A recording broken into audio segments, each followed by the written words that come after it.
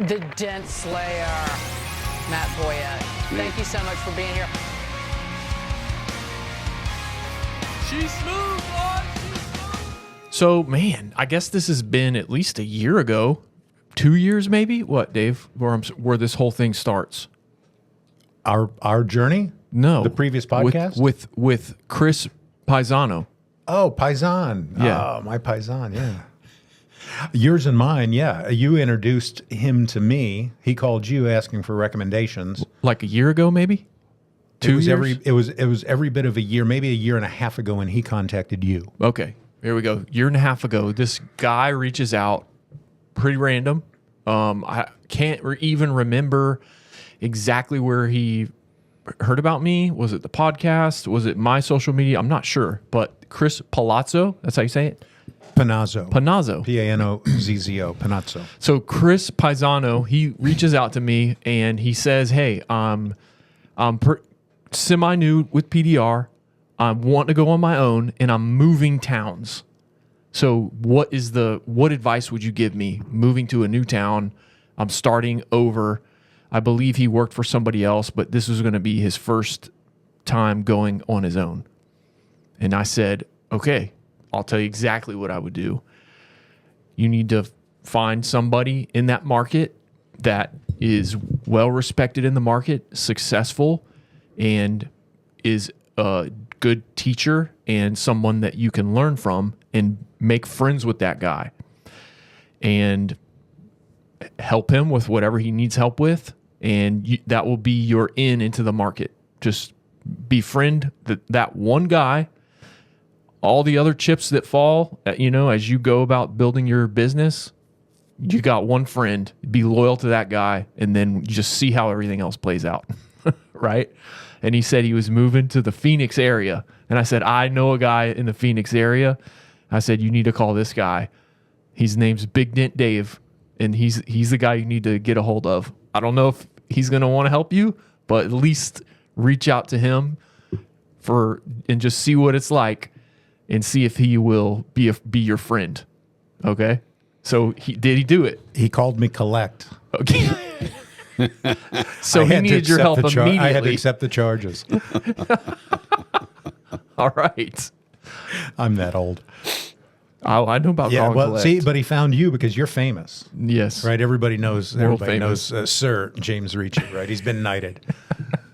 I think I said that last time.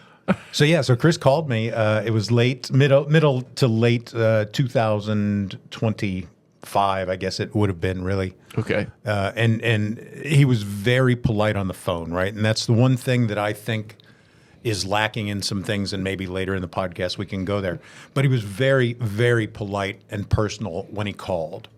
And that goes miles with me, and I think with anyone, right, in life. That's just a part of life. You Sure. I joke on accepting his collect call, but remember when there was telephone etiquette and you used to call, or maybe you were taught to call and identify yourself first before you ask for the person you want to speak with. So instead of having caller ID and everything populate on our phones nowadays, and we're all so used to it and the things attached to our hip, you used to get on what was called a landline. And we used to dial the phone, and it never used to be push button either. It used to be rotary. Anyway, and even before that, you'd call and you'd ask the operator to connect you. You weren't alive for that. My grandmother had a party line. That's as far back as I go. Wow. So if we picked up the phone and there were other people speaking, that was one of the neighbors in the neighborhood, and they shared what was called a party line. So that wire from the telephone company, I think, went into several homes. And when that line was free, you were able to make a call. But you used to call, and you'd have the receiver, pressed up to your ear, and you would identify yourself, and you would say, "Hello, this is David Schaulat. May I speak with Matt Boyette, please?" That was proper telephone etiquette back in the day.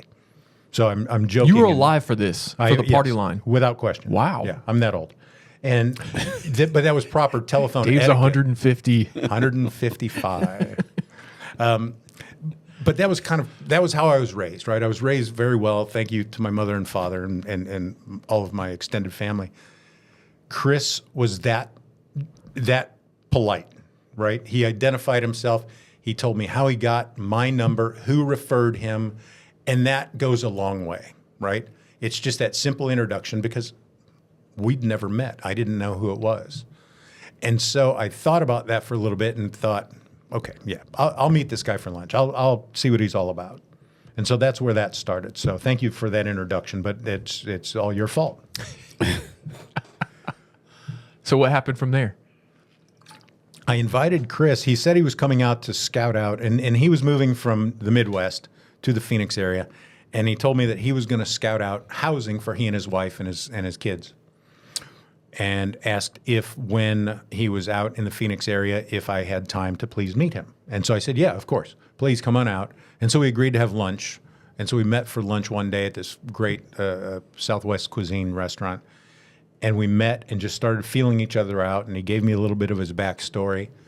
And he was, again, super polite, personable, just one of us, just a good gentleman. And you know, after as long as we've been in the business and the trash that we've put up with in the dealerships, we're pretty good judges of character, I think. Oh, yeah. Right? And you can just tell. And so Chris, immediately, I could tell, absolutely A-class, first-class person. And so I said, yeah, I'll take a chance with this guy. And so we had a great lunch, a great conversation for an hour and a half, 2 hours. And we left it that he's going to return back to the Midwest with his wife. They're going to sell their home and move. And the purpose was they wanted to move, I think, because his wife's parents live in the Phoenix area. And because they've got a couple of newer young children, they want to be close to grandma and grandpa. And so you've got to applaud that. Yeah. Right, to be Right close move. with family. It's the right move, right? The right thing to do. So that was a great introduction, and as the story goes, we'll get into it. It really became a blessing in disguise for me, not knowing what was going to happen later in that year.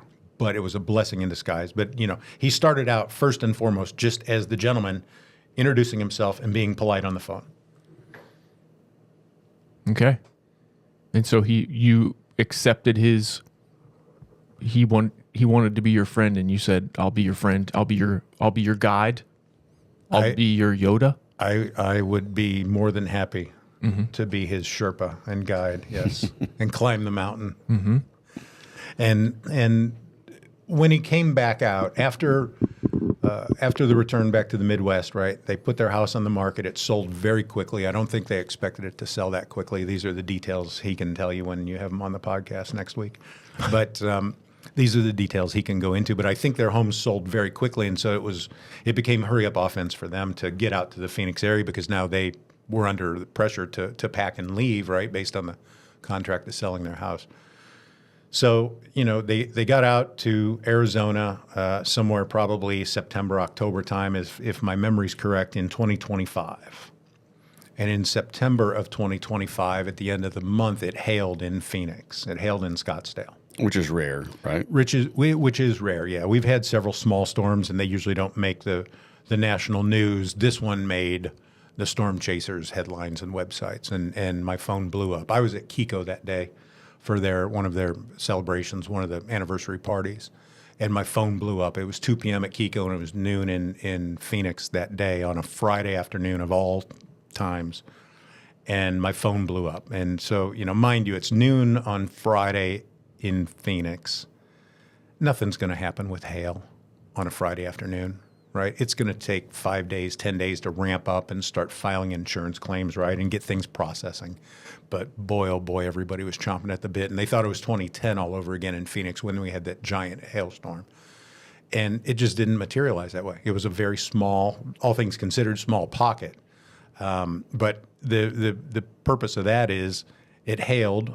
I got things going and got guys in, started them working, and then on November 5th, and a lot of people know the story, but November 5th, I was not feeling very well. So I went to the emergency room at 7 a.m. I climbed onto the table in the operating room at 3 p.m. So literally from 7 a.m. till 3 p.m., I was in for surgery, emergency surgery. So the day you went in to find out what was going on is the same day they brought you into surgery. yes, yeah, that was you never can plan for that. Yeah. Right. Yeah. That's an eye opener, right? I figured I'd be diagnosed. They did a CT scan of my midsection. I figured they were going to come back with diverticulitis or something, or with the quantity of bourbon I consume, I was thinking they'd probably come back with an ulcer diagnosis or something, right? And it wasn't. It was a little more severe than that, right? But where Chris plays into this then in that whole story is I'm out of commission, right? I had full-blown surgery. They pulled my appendix and a tumor and some lymph nodes, and I had a 6-inch mainline incision just to the right of to the left of my navel, and woke up with 14 staples. So that kind of invasive surgery is not something you just jump up and go back to work, right? I had weightlifting restrictions and all kinds of things. So I ended up taking about 2 months off to heal completely. I didn't want to jeopardize not being healed and having a hernia or something else develop after that, and then need to go back in and have something redone. So now Chris is in town. You said a tumor. Yes. What kind of tumor? A tumor. It's not a tumor. It's not. It is a tumor. It was a tumor. Did you say that when they told you it was a tumor? I did not. No, because they called it a mass. Waiting on the science to come back. Right. Waiting on the what do they call that? The biopsy. Yeah. No, not the biopsy. No, but when they do that, the starts with a P. Anyway, waiting on the information to come back from the lab, as to what exactly. Pap smear. Negative Ghost Rider. The Pap smear is full. So what was it that was an emergency? Like that was so... I was doubled over in pain and vomiting pretty much the night before.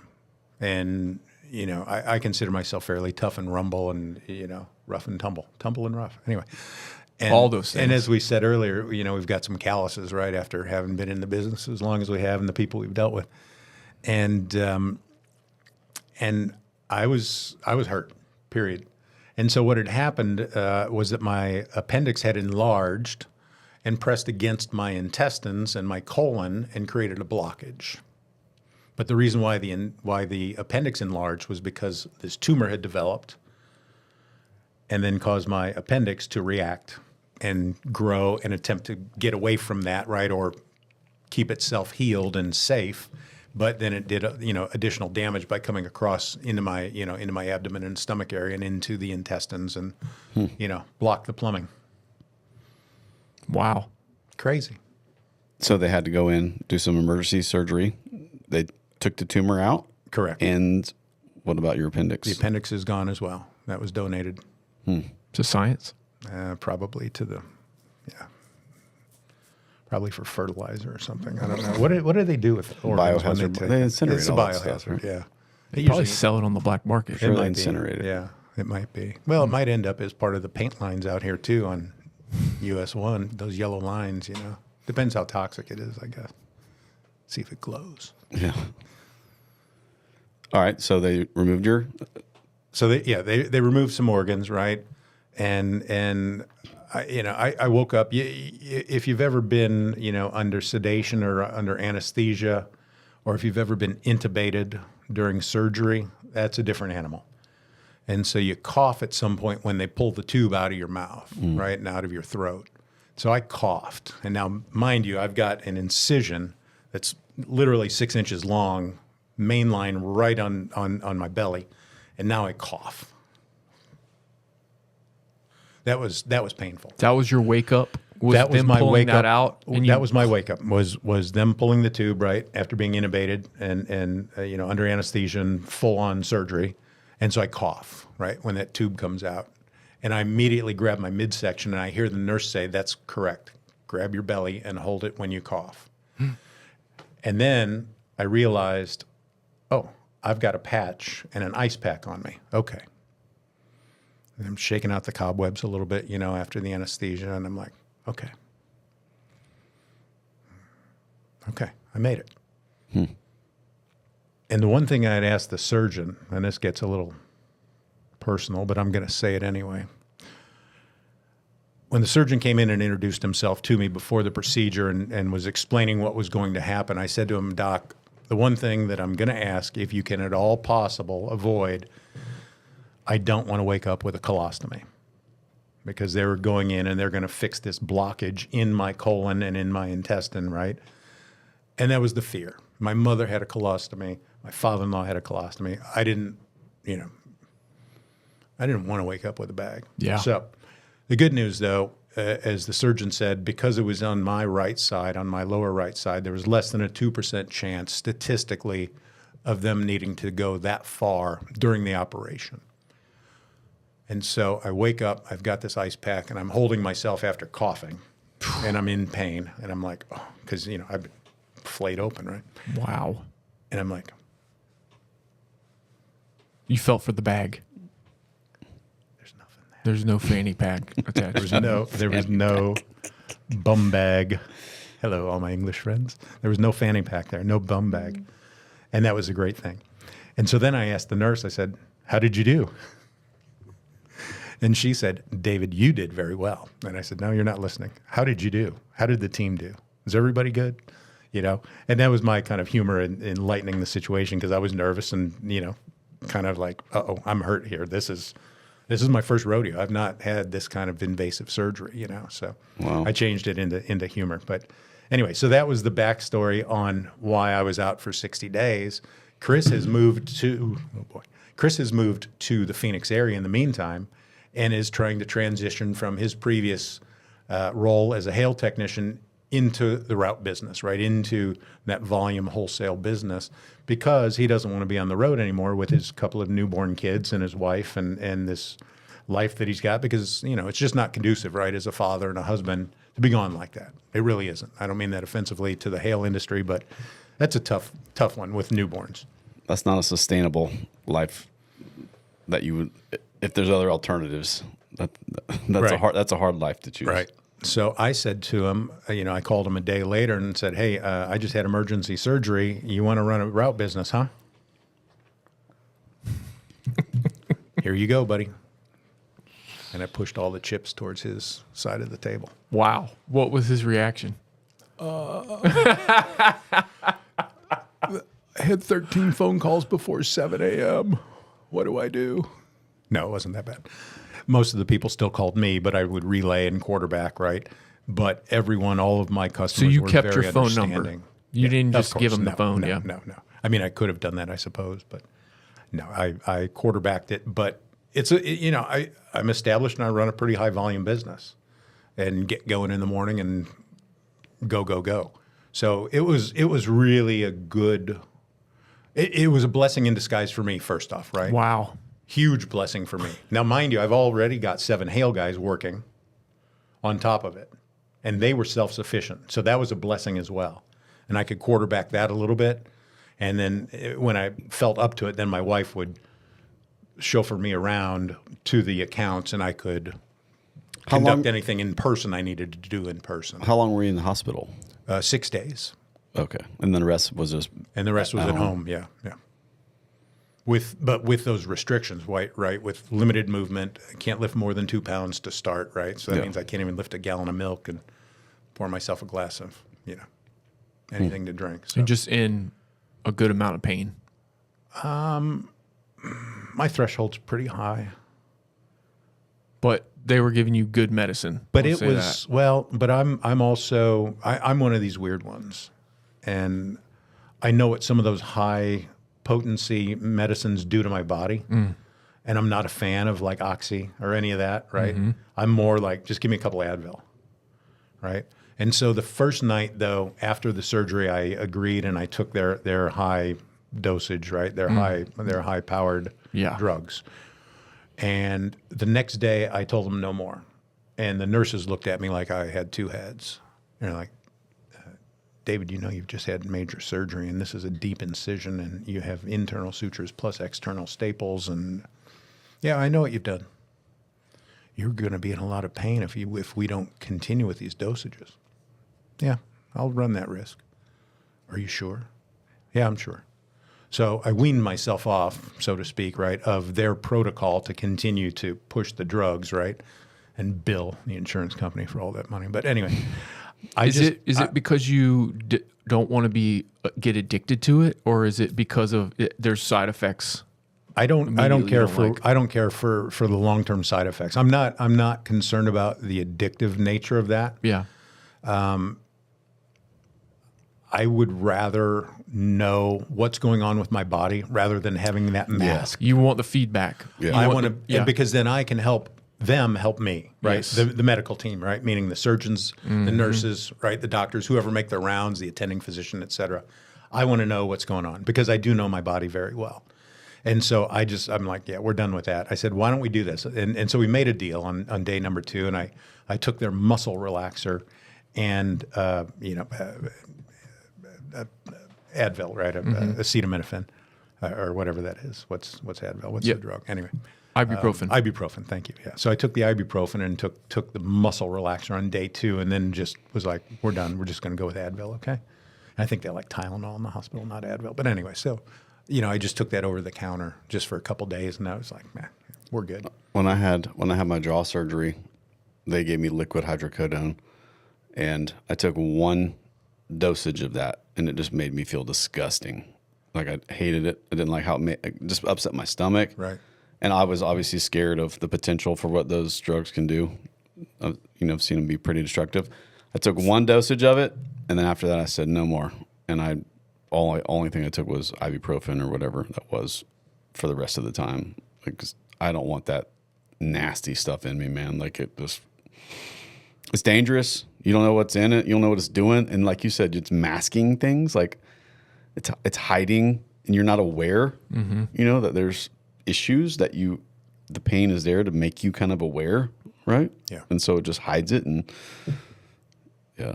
The first morning in the emergency room, though, they did give me morphine, and I will tell you, I like that. I've never had that.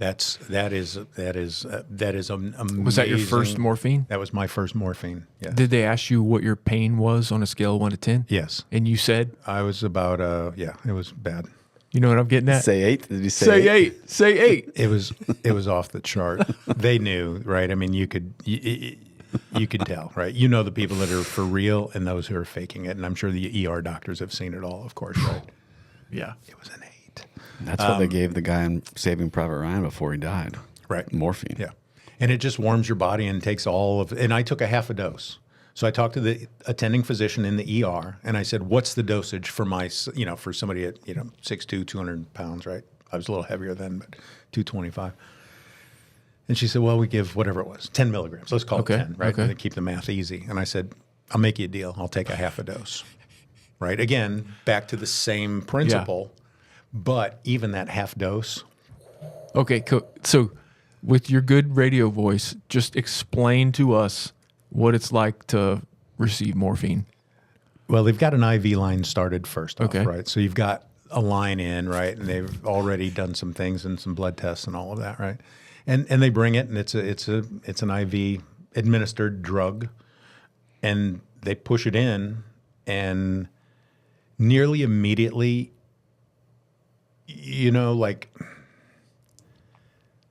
I'm going to relate this to having a cocktail at 5:30 on a Friday, and you sit and somebody's made you a strong cocktail. Let's call it a bourbon, okay? Because I think we can all relate to that, or a Manhattan or an old fashioned or something like that.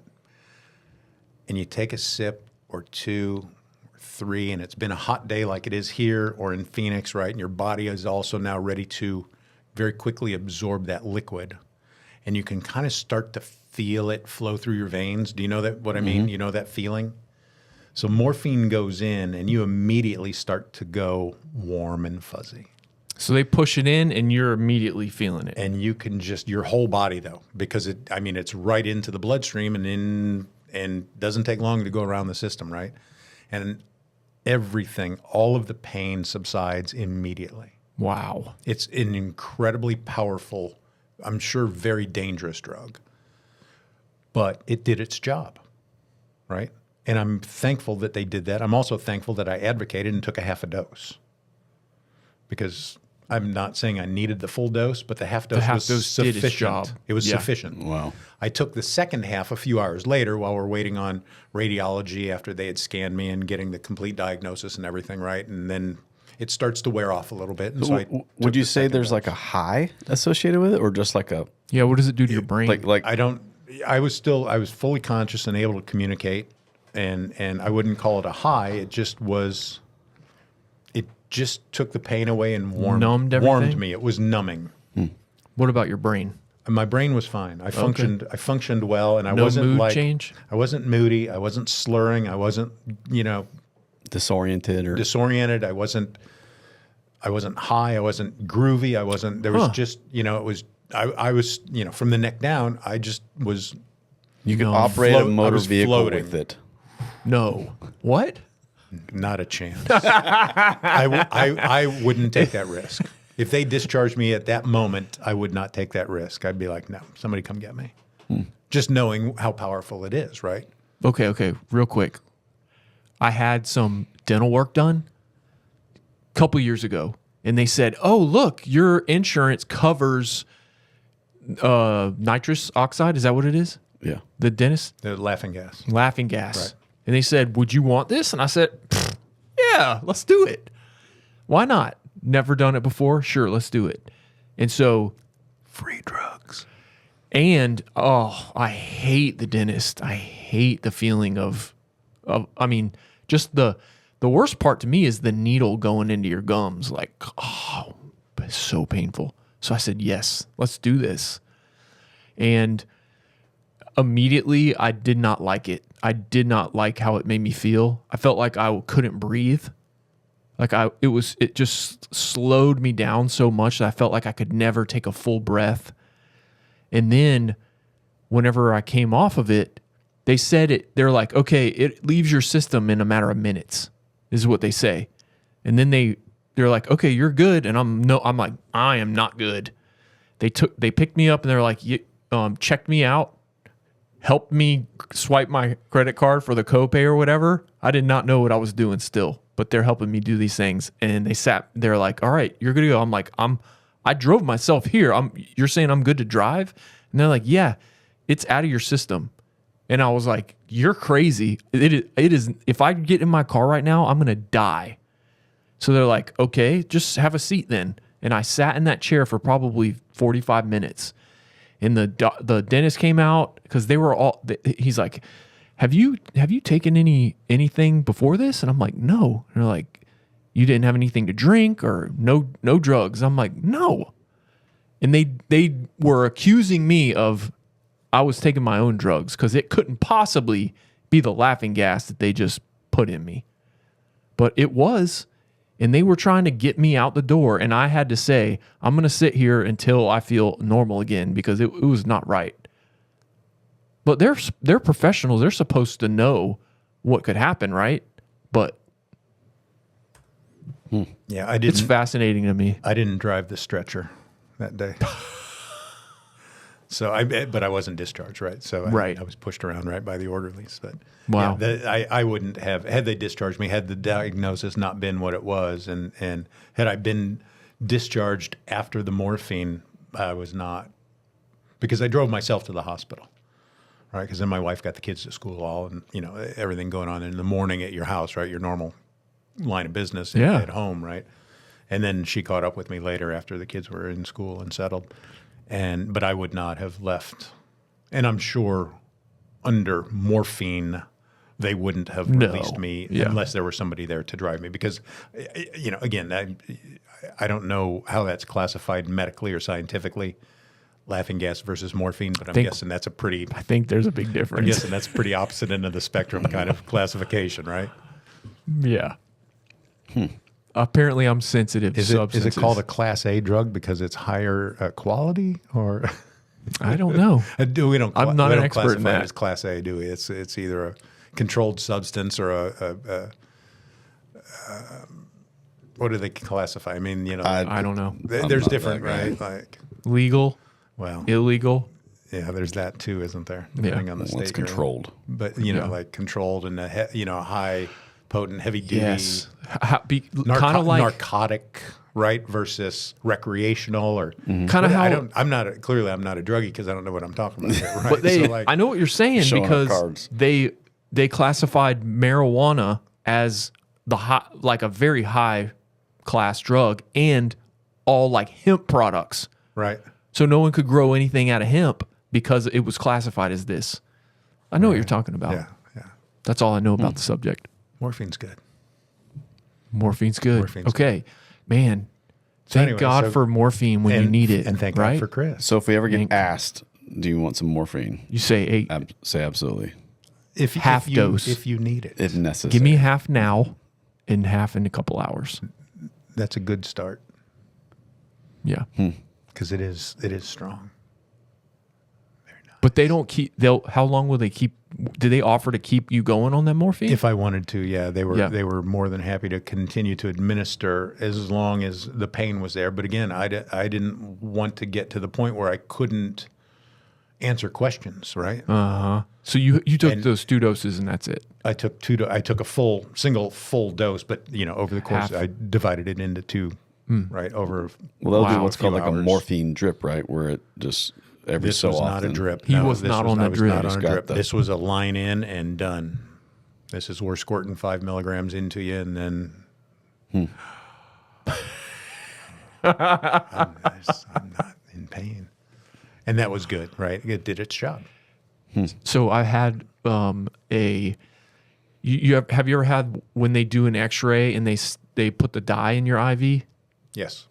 and they say we're pushing it in and Yes. you immediately feel it go Yes. through and they say it's going to feel like you're peeing yourself. Yes. because you're Because your midsection gets warm. yes Yes. It was I could feel it go the right iodine. in. Yeah. That was crazy. Right. So that's kind of how That's it felt. exactly. That's a great analogy for that. But you just are at complete ease and relaxed in your body when you've been in severe pain. Yeah. Right. Like that iodine contrast going into your vein and then giving you the sensation down in your Yeah. nether regions there. I don't know how to keep it G-rated here with that. You did great. Yeah, it's great. Okay. Because I am continuing with scans like that where they do a contrast, as a part of my medical journey now. And so that's something I'm very familiar with before they slide you into the CT tube. Okay. So Chris, So Chris, thank goodness, Yes. was in He Phoenix just- while I was recovering. And I said, you want to run a route business, huh? Here you go. And I handed him everything, the keys to the kingdom. wow. And he jumped in and did everything he possibly could to the best of his abilities and was a blessing in disguise for me. Wow. Absolute blessing. So thank you again for the introduction. I did not know that all that happened. I knew he reached out to you, but I didn't know that's how it played out. He was here last week for training. Didn't you talk to him about these things? Well, James I didn't show go, so up. I have my own stuff going on. I I see. didn't make it out. I see. Quick question about the route stuff. So I don't do it now, but a couple years ago, when we had multiple other technicians and we had a lot more wholesale accounts than we do now. Since then, we've a lot less accounts, a lot less technicians. But when I had a lot, I thought it was essential to have everyone have like their account book. And so I printed out these sheets, and it was basic information about the account, the management, the used car manager, new car manager, service manager, any specific rules about this account, where you normally park to work, anything like that, so that if anyone needed to go to vacation or anyone had an emergency, they could just, here's my book. There's no other information you need from me. All you got to do is show up there it shows you the day that we service it, what time, even how you walk the lot, if you walk it clockwise or counterclockwise, whatever that is. How to dot the cars. All those things. Do you have anything that is like prepared that you could just hand off? Or did you learn anything from that experience that would be helpful to have something like that? It sounds like you work for Dent Wizard. That's a very corporate structure-minded thing, isn't it? The route book. I remember those. I service such a small, truly small group of customers that I don't have that. Because if anybody covers for me, it's usually just a one-off situation where I'm gone, or I plan ahead in advance for, say, vacation, right? This obviously was unplanned on the medical emergency side, right? But it's easy enough for me to convey what needs to be done. And the standalone big account that takes the majority of my time runs on what's called Rapid Recon, which is a mobile app, reconditioning app that the dealership runs, and then they can track their inventory and where things are in progress. Is this the Lexus store from last time? This is the Lexus store from last time, yes. AutoNation? No, independent group. But it's turned into 2 Lexus stores now. Wow. But that's another issue. It multiplied. It multiplied, yes. And it multiplied right about the time that I went into the hospital. No as well. way. True story. No way. True story. True story. The sister store of the Lexus dealer that I service was having issues. They had been previously using another vendor who I know, dent vendor that we all know in this room, phenomenal technician. And Another podcast host? no, Oh. not a podcast host, and has not been a guest on your podcast yet. And he lost the account to an all-in-one service. And I dare say lost. He didn't lose it. The decision was made by, a renegade manager that, this sounds really good. This company claims they can do, from scoop to nuts. Was it the company we all worked for? No, it was not. And there are pitfalls in that all-in-one model. No. I know you find that hard to believe. I know. Everybody finds that hard to believe. There's pitfalls in that model, specifically on the dent side of things.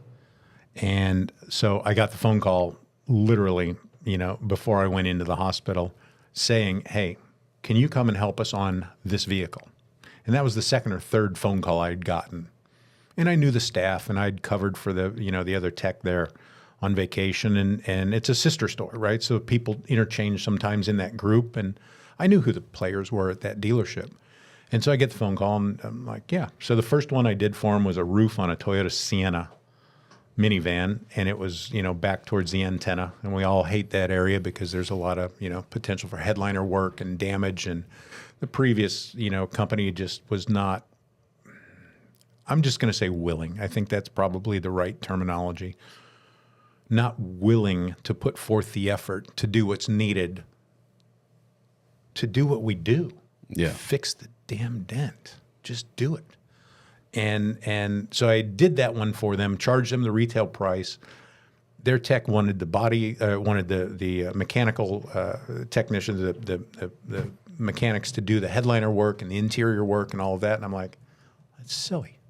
But also because it was the Sienna, it was a little too far to reach and try and just peel the headliner down and slide in from the sliding door, right from the side. It was just, it's too long a reach to do that on that minivan, right? So you had to come in from the back, and there's some intricacies and some things that are challenging about that, especially when you get the antenna off and now you've got the tailgate up, and it just there's anyway, it can be a difficult repair, and it takes time. It just is what it is.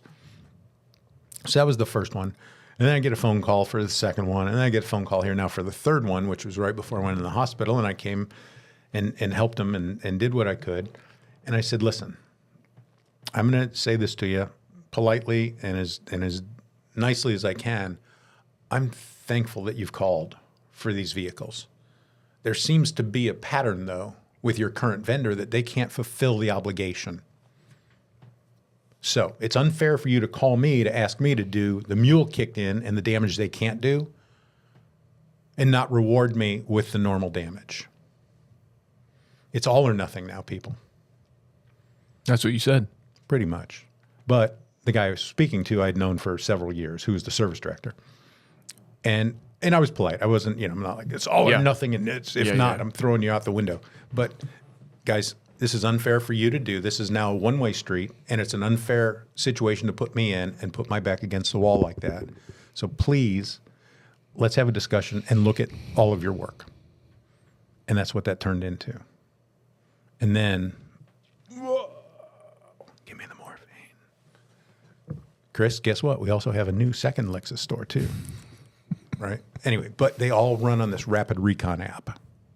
And so they can manage their inventory, and everything's in place, in a process, right? From the time that the car is either bought or traded into the inspection, into the mechanical side, whether it needs tires, whether it needs interior dent repair, the detail, all of it. It all goes down until it hits the front line. So it's a great flow chart. And so they come into your queue. They come into my queue, and I know to fix it. Yeah, in this particular operation at this store, that's how that works. Do they inspect every car and tag it for PDR, or does every car automatically go in your queue? Every car gets inspected. Okay. Now, does that mean that there's opportunity for them to miss damage? Yes, of course. And there's a way to rectify that. But back to your point in question, I didn't need to really have all of these details of who the manager is, et cetera, because that information just populates on your phone in the app. So, hey, Matt, here, download this app, log in, here's the login, and just monitor it every day, and you'll know what to do for the most part. And then the calls that come in for the service department, they come to me anyway, and then that's an easy one. Matt, go see James over at the service department. And that's the easy one. You just go up to the service drive and you look for James on the window, right, and the name and the badge, and just kind of, But again, baptism by fire for Chris. Hey, welcome. Welcome from the hail trail to the dealer world. So you had not had him working with you at all before this? No. Wow. No. Now, I say no. He and I split a hail car. Okay. At that Lexus dealer, at my Lexus store, we had a hail car to do, and I put him on it, and I came in and helped and did some side panels and the gravy and left him with the roof, right, and all of that. But anyway, like we tag teamed this car, and I helped when I could, and he jumped in and just went to town. Work was clean, good. This is going to be a good fit. So he passed that skills test. He passed the skills test, right? Yeah. And the way that he presented himself and operated and communicated was different than most, right? He was back on to the brand. telephone, Yes. right? Etiquette. He was there, right? He was polite. He communicated. He was articulate. And I'm like, okay, this is good. And so then from the hospital bed, when I'm saying, Chris, can you help me? I already had that comfort level that he was going to be fine. He could communicate with my customers and not have a problem. He represented your brand well of professional dent repair. Correct. Yeah. And he represented the previous company he worked for as well. Dent smart. So he's in it elbow deep, and he's running your route. Correct. Wow. Crazy. And he did just fine. Wow. And everybody was accepting. If he needed to put something off or we can get into the training, and I'll hand it off to Matt here on Chris's journey. If he had something like that SL door that you had for the training for your customer, Matt, he could put that off. And my customers knew and understood there's a limitation, and we're going to have to wait and reschedule this one. Right. And that's just because it's life. And they've got their own employees with their own problems and a set of circumstances, because that's what we all do, right? We all have these things in life, right? Dentist appointment, new roof, flat tire, whatever, right? Medical emergency. So when you were ready to go back to work, how did that transition work? I think it worked really well. And the reason why is because Chris came not to be an employee of mine to begin with, but he came to get from the hail trail, and dare I say get off of the hail trail, but gravitate away from that so that he could be at home, but wanted to start his own business as well. So mine was a leg up. But now I've just acquired another account, and he's been servicing it. Hey, Chris, why don't you keep doing the other Lexus store? And that's your foray, and now you can still make good money from a single account because I've already got it structured like the previous store. You'll make very good money here while you slowly grow your other business that you can operate and take everything for yourself. Wow. Nice. Because I'm not looking to get rich off of anybody's back. I'm not possessive that way. Oh, you've got a new account. You need to pay me a portion of that. I got that work myself. Why am I paying you, Dave? You're giving him. But I gave him that opportunity in the room to move and grow. Here's your survival. You can survive off this, and you can build whatever you want. Yes. Yes. Yep. So that's how that awesome. worked when I came back. But then there was still plenty of residual hail. There's a plethora of work, period, in my opinion, if you're willing to go out and hustle and get it. Right? Always, right? And so I never even had that fear. I mean, I think sometimes when I'm trying to fall asleep at night, as a small business owner, you think that way, and you're like, I'm kind of responsible for this guy. I need to put work in front of these guys. He's got mouths to feed. He's got a mortgage to pay. He's got rent to pay, right? Like, you know, and I'm not, I'm human and I think like that, right? Contrary to popular belief, I still have a heart. And They didn't take it out. they did not take that.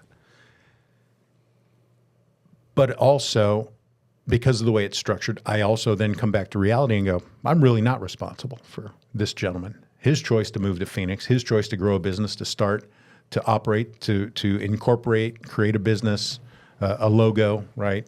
That's his. That's all on him. I'm not going to help him grow his business. That's his to grow. I'll help him and give advice and ideas and suggest. Maybe you don't want to service that account. Maybe if you go in and see this person, you should talk to that person, right? If you know, because we all know just in the business and through the churn, who you speak to, who you don't, what the pricing structures are, things of that nature, who the competition is. So I'm happy to help with that advice. But at All the end those of it, things are why that's why I recommended him do that. thank you. Because it takes you so long to learn all those things the hard way. And if you got a friend that can just take you from A to halfway down, you know, something you would take 2 years to learn Right. instantly. There's a lot of good lessons there. So many. Yeah. I mean, lesson, be polite on the phone. That's the first pretty easy one. The second one's for you is to like be open, because you could have said, no, I'm not interested. And then you'd have been left with nobody. Right. But you opened up, you became vulnerable, you had lunch with him. And then he became the guy that helped you, the blessing in disguise that helped you. He was the knight in shining armor. He was the knight in shining armor that helped you. And, you know, for him, it was to put yourself out there, to be friends. You don't always have to be enemies. I mean, competition doesn't always mean cutthroat in a lot of ways. Me and James are competition, but we're not cutthroat. Right. And so, like, you know, there's a lot of lessons there, you know, and I think it worked out for both of you tremendously in this case, right? And now it's turned into a store for him, which has totally eased the burden of moving with the kids. It took a lot of the pressure when you're moving to a new town to start from nothing, which is why he called James. What do I do? I mean, that's perfect advice. I think you guys both owe James a good portion of your income for the next year. At least 0.5%. Yeah. I'll take a nice steak. All right. I don't know Deal? where you can get a good meal. I've never had a good meal. I pick the wrong restaurants all the time. That's good. So, did this whole thing make you want to step back a little bit and say, "Hey, you know, maybe I don't." Did it go through your mind like maybe I don't want to be working pushing dents every day? Maybe I should get other people to do this stuff? No. All right, tell me why. I love what I do. Yeah. Yeah. I love bending metal. Yeah. You can't stop me, right? And It's I the had to, best. And I had to prove to myself through this, you know, this side of the medical journey, like I'd made the commitment a long time ago, and not going to stop me, right? And so now I'm even probably more driven to go and do, and I probably am a little smarter after all of this, you know, and a little more methodical and calculated, rather than just, okay, give me that and that and that and that and that, and I'll just work and get it done. Okay, well, you know what? I'll take that, and why don't we make sure that we get paid for this additional service? Let's add an extra $25 on for a wet sand and buff. I mean, I think I've gotten just a little smarter so that I know that I'm maximizing that revenue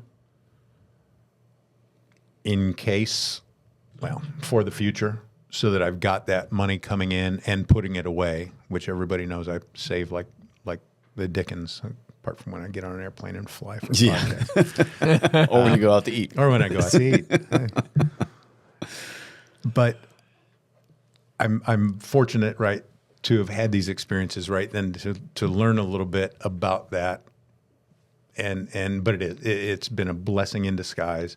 And even, you know, beyond Chris, the Hale guys that I had working in the body shops that took everything and ran with it, that were self-sufficient. And the guys that I had have been doing hail quite some time, right? A lot of names that we all know, and very good technicians. And I'm so thankful that they too took that initiative and didn't rely on me to write estimates, right? To get a purchase order number, to correct the VIN number, to any of that, right? Any of the things that go with managing and running that. These guys just, Dave, we got you. And they did. And I'm forever grateful for that. So guys, thank you very much. Who are those for all guys? of You that. mind? Well, Who are the type of guys you can call that will do that for you? Well, you had Max Wallow. He's the only guy that can put a 5/8 hail bar through a weather strip hole.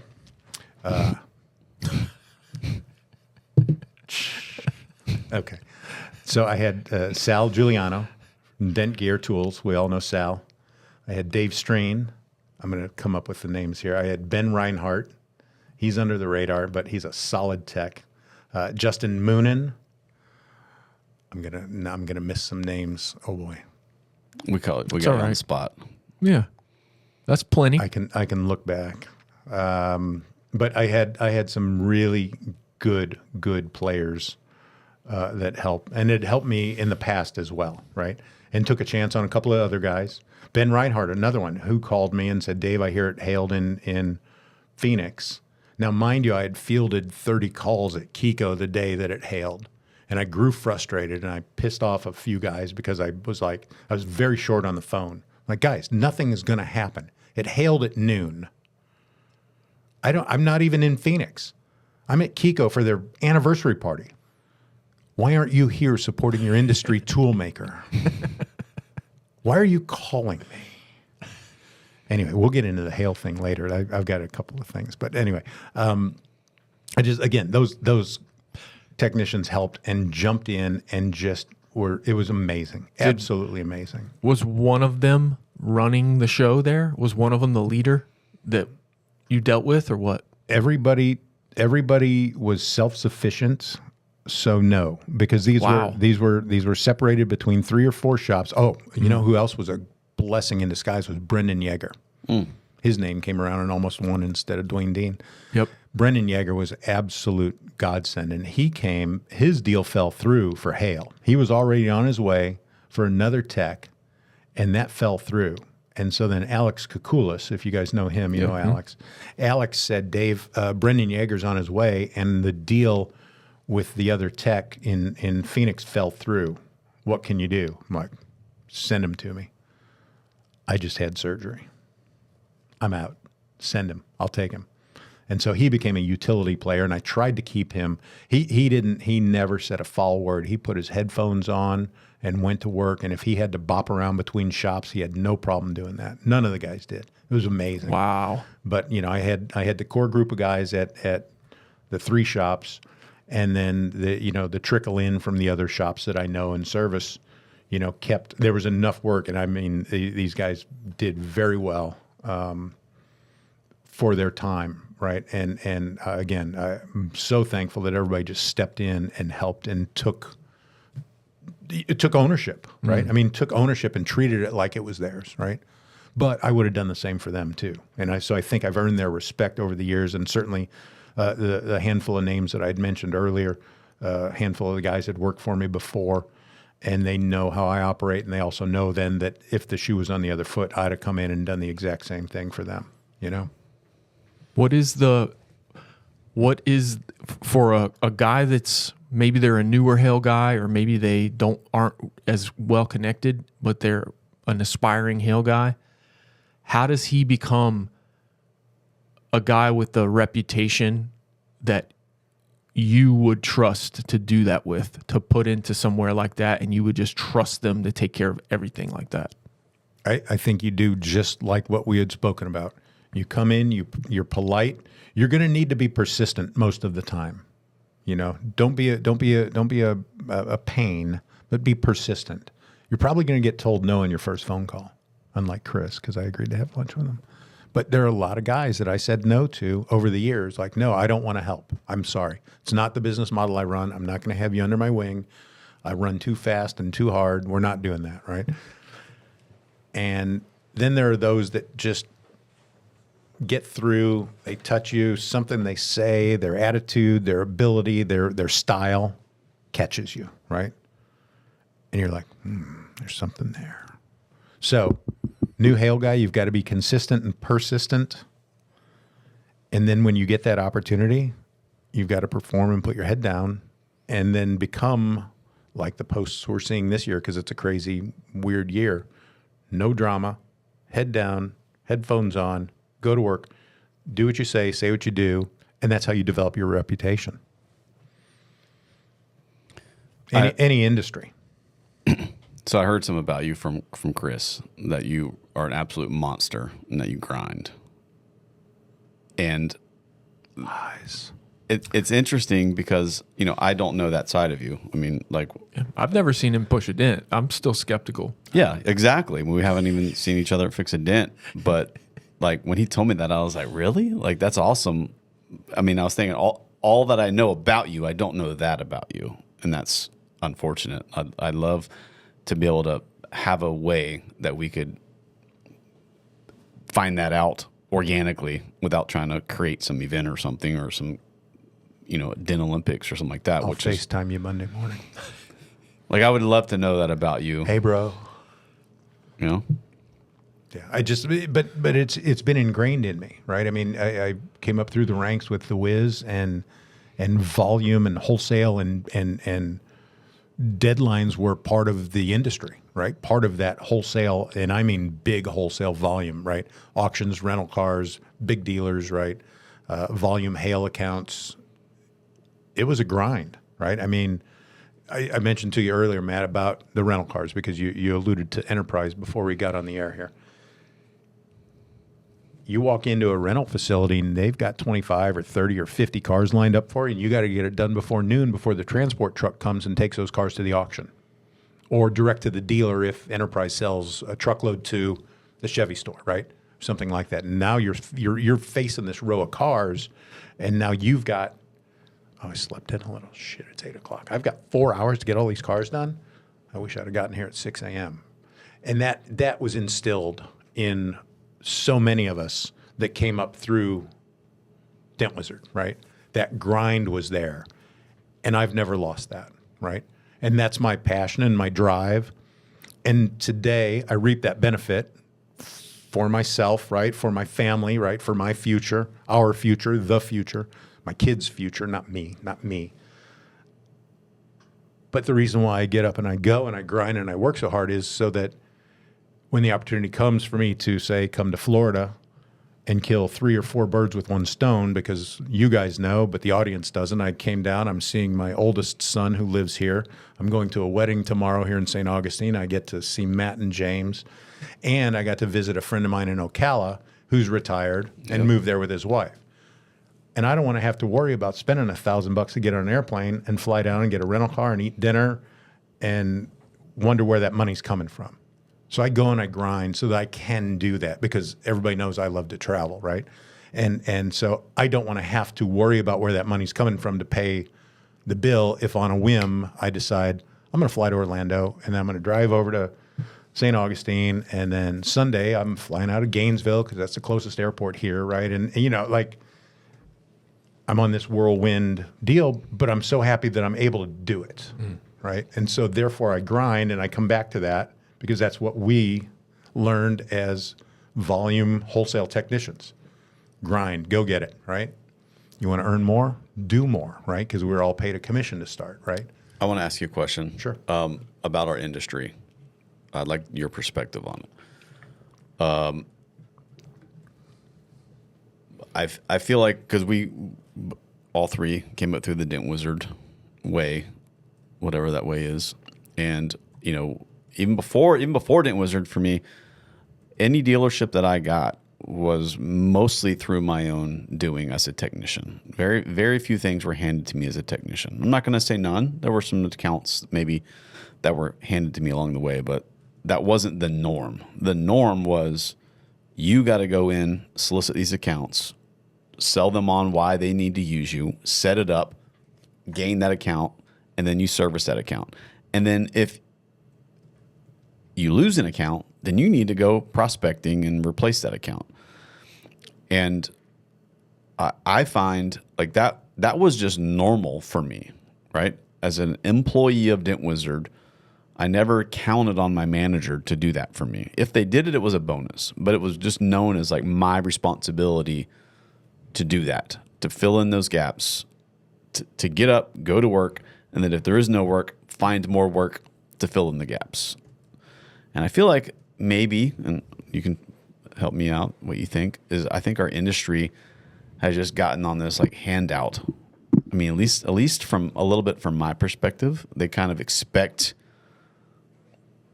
other people to do it for them. There's not that hustle. There's not that grind.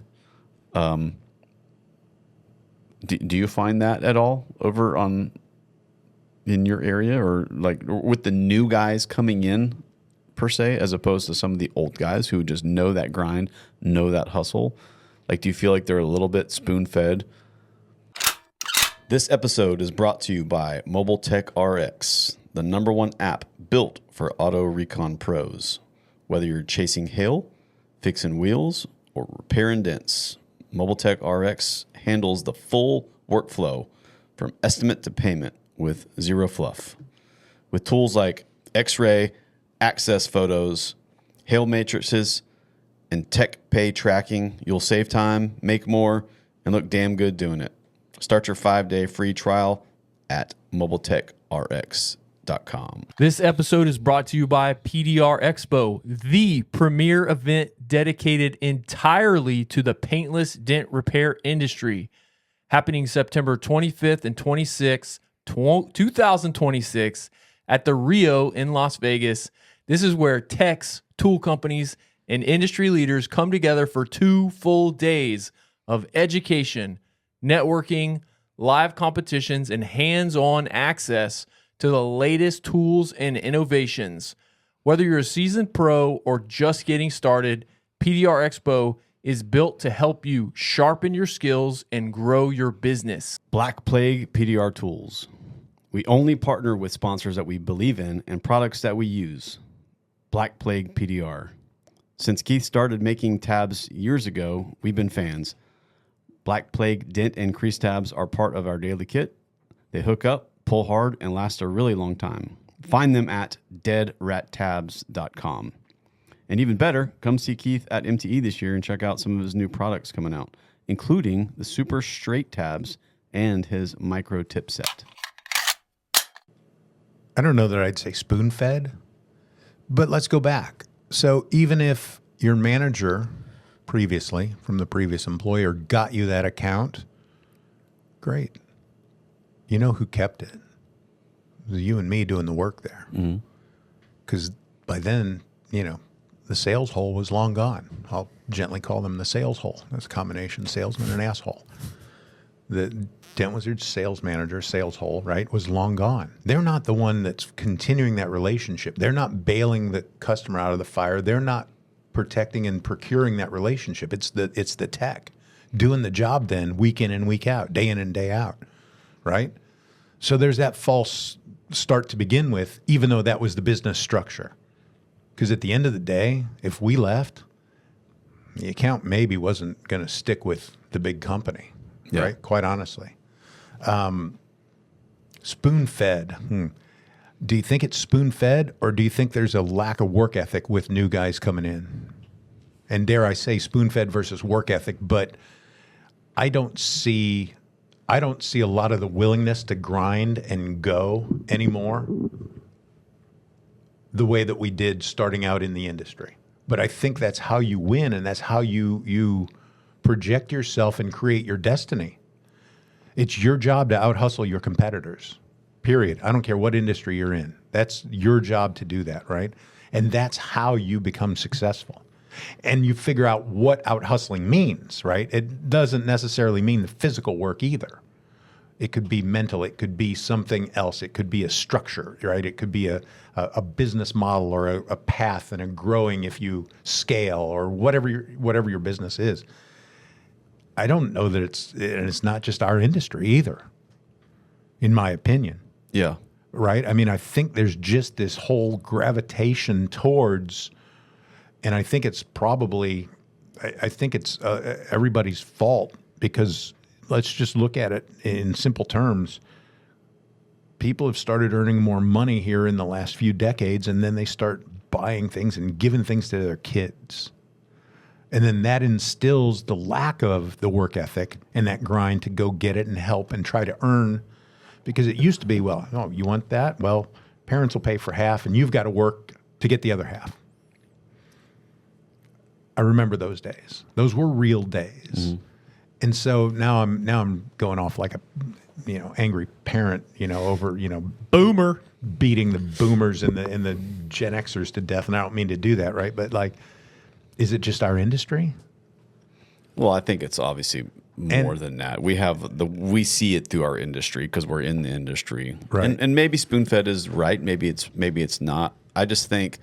I guess my question is like, when I look at who was responsible for my income back there, it was the only person I could see was in the mirror. That was it. There was no one else I could look to. And I feel like now the mirror is probably the last place you look. Everyone looks to everybody else for why it's not working out or what's not happening or who should do X. The responsibility is somewhere else besides in the mirror. That's just my little. I think our culture has gone that way. I think we've been brainwashed to demand others do what we think their responsibility is and not just take ownership ourselves. And I know that there is a big wave of people that are saying take ownership, do it yourself. But I think in the general culture of America in the past 20 years, that's kind of how the majority has gone. It's like, we're entitled to what someone else is supposed to be doing. You're the manager. You're supposed to give me the work. I'm the technician. I'm just supposed to do the work. They told me this. I think that we're kind of raised that way by the culture, unless we encounter something counterculture like Jocko or whatever, where it's like, no, take extreme ownership. You're in control. I think it takes finding something like that or having somebody in your life that keeps you from falling into that default mode.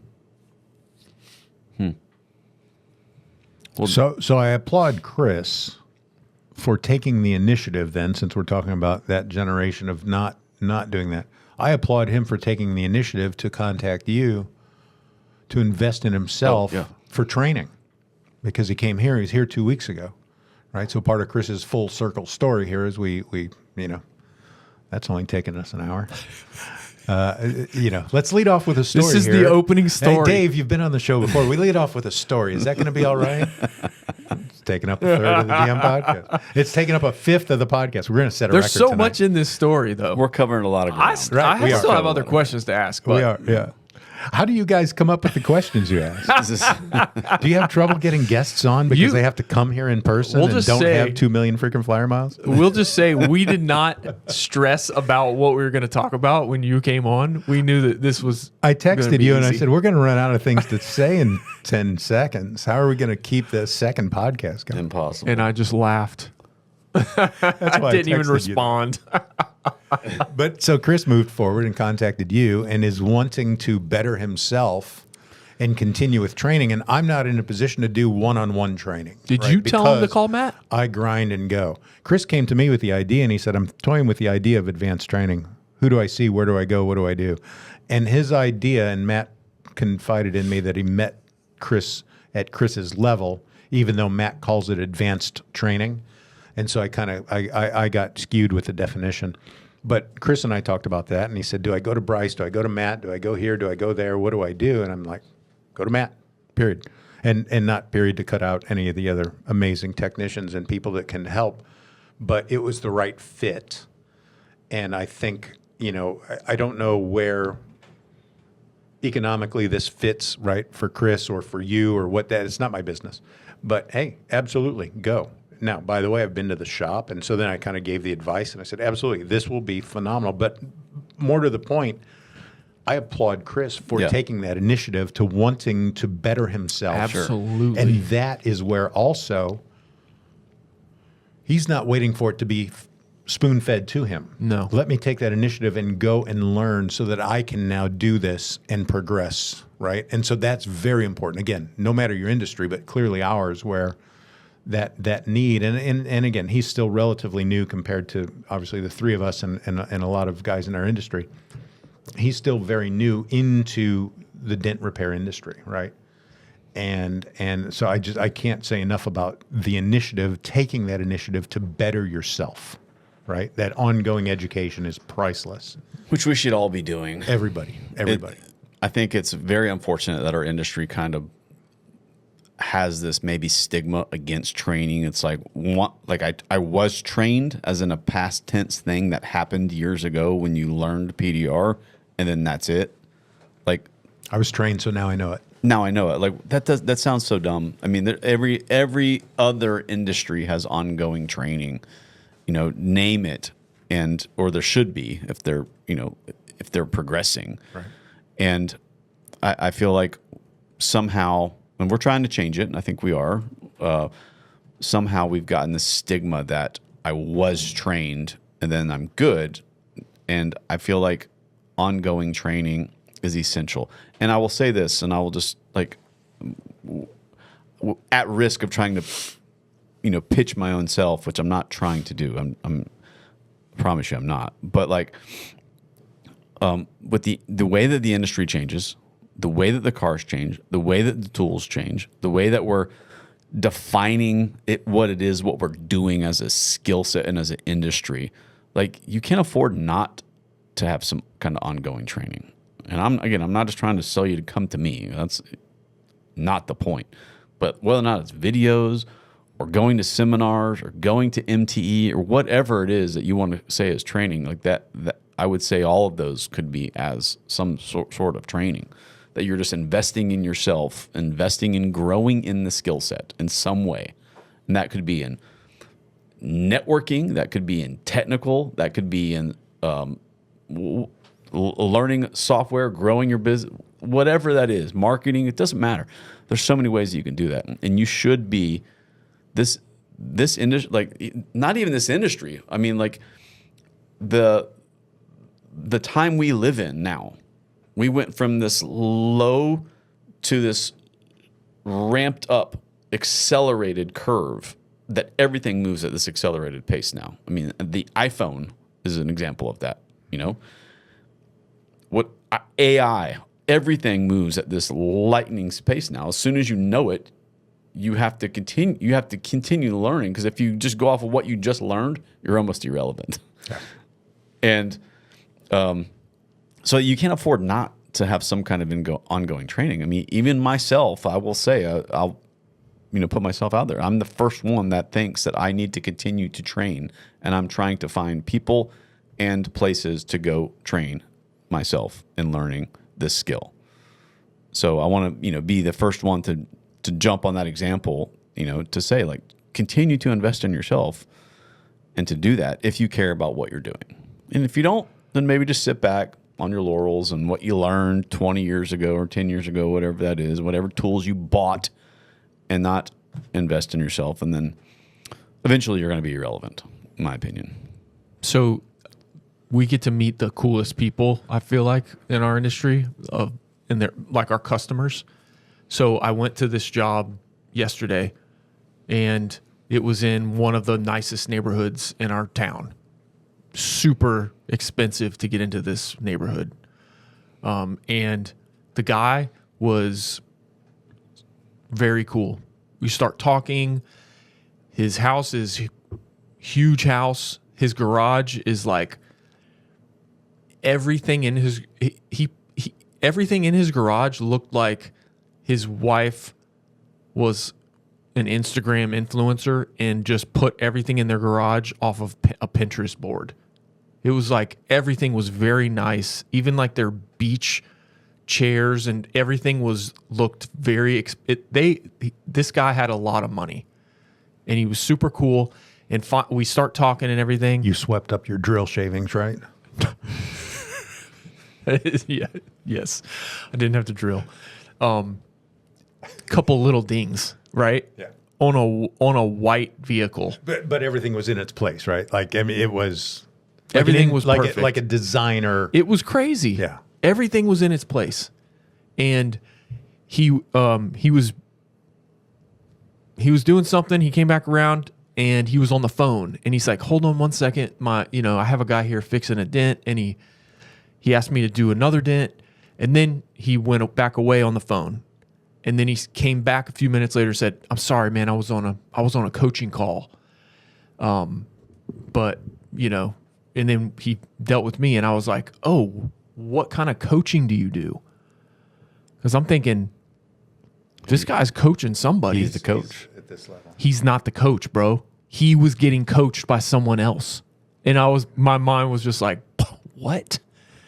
This dude is getting coached by someone else. And he goes, I'm in the restaurant business. He tells me all these restaurants he's worked at. You would all know him. And then he worked for like a big group that owns a ton of restaurants. You would know him.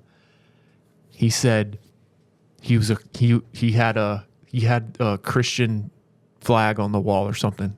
And he goes, "I felt like God was telling me I need to work for Chick-fil-A. So now I work for Chick-fil-A." And he's some kind of consultant. He works for Chick-fil-A, but he's like a customer experience consultant. I mean, Chick-fil-A has all these positions. I don't know how much money he's making, but he's probably making a ton of money. And Chick-fil-A, all the people that work for them in these positions like this that are trying to like move the ball forward and increase customer experience, they are all being coached by somebody. And so I was like, dude, this guy seems like he's got it all together.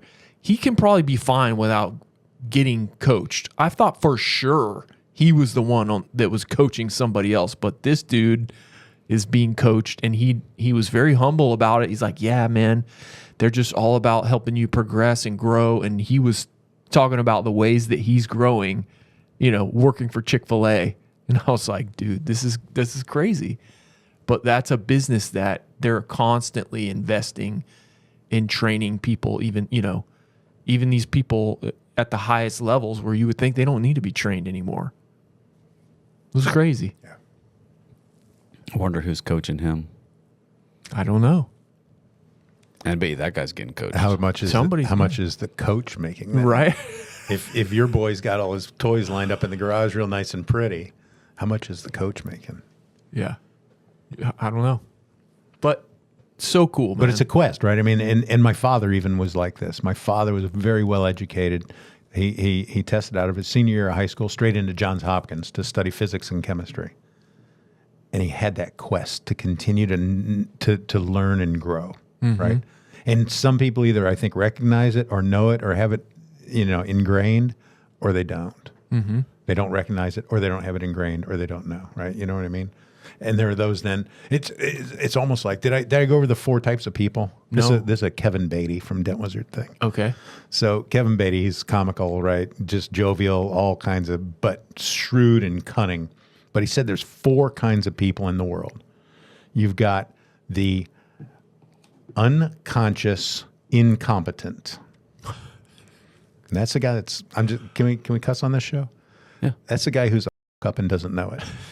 The unconscious incompetent. Okay. Okay? I literally have this written down on my board back here. Those 4 people.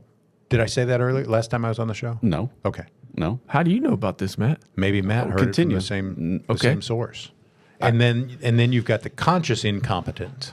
And that's the guy who is struggling and he knows it and recognizes it, right? And then you have the conscious competent. And that's the person who's good at what they do, but they have to work at it. And then you have the unconscious competent, and that's your natural. That's the guy who's good, or girl who's good at what they do, but they don't have to think about being good, right? That's the pro-level athlete, right? Although they take coaching, don't they? But, you get to that level, right? And the performance gap leaves you. That's the unconscious competent, the one who is good at it and doesn't have to think about it. That's literally written down on my board in the back for my training board. I went over it with Chris. Let's go. Cut the film. Pause. How did you hear about it's that, true. Matt? A podcast. Okay. Something about Elon Musk. I don't remember where, but when I listened, I just write stuff down on my dry erase, and then I try to figure how to incorporate it into my training. But then, you know, those that know they need help, right, that recognize that, Yeah. that are the conscious, competent, like, I'm good at this, but I know I can still continue to grow and strive, right? So that was my dad. Although he was very, very good at a lot of things normally, naturally, but he had that quest to continue to grow and learn, right? And so when he passed away, like, I found a Swahili book, and he had made notes in the book, self-taught. And that was like the 7th language he was learning. Come on, Dad, really? Swahili. He had that quest, right? And some people have that and recognize it and then continue to, and accept the training too. And then there are those who are like, oh, I've been trained already. I don't need it anymore. So, Right. on my board in the back, I also have with these 4 right next to it, this diagram that I've drawn. And this was from a firearms training class I went to. And it's a little square with a big square or outside of it. So inside the square, it represents knowledge, what you know of a thing. Let's just say of golfing, right? This little, you have this square knowledge of golfing.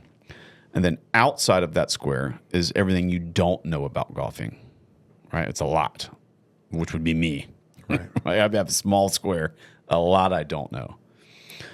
And then what's interesting about this observation, and you could take golfing and put anything you want in there, PDR, karate, jiu-jitsu, stocks, investing, whatever. As your knowledge of the thing grows and gets bigger, so does your awareness or your perimeter of the unknown, of what you don't know. Yeah. So the more you learn, the more you become aware, or you should be, if you're paying attention, of what you don't know. So that evolution should be, man, the more I lean into this, the more, and that's what hooks us, right? Is, you start golfing and you think, oh, I'm going to go golf on the Saturday with my boys or whatever, and then you start into it and you're like, oh my gosh, now I got to go take lessons, now I got to get a new driver, now I got to get this, now I got to this, and then next thing you know, because you're becoming aware of so much more that you don't know, right? Yeah. And that's anything that we do. And PDR is one of those things that should be the progression, because that's the progression of everything, is that you become, the more you learn, the more you should realize I don't know these things. Yeah. And that's why after 21 years, I wanted to go train with Bryce, and my wife didn't understand why. Why do you need to do that? You know so much. And it's like, because I'm aware of what I don't know. Right. There's so much more out there that I don't know.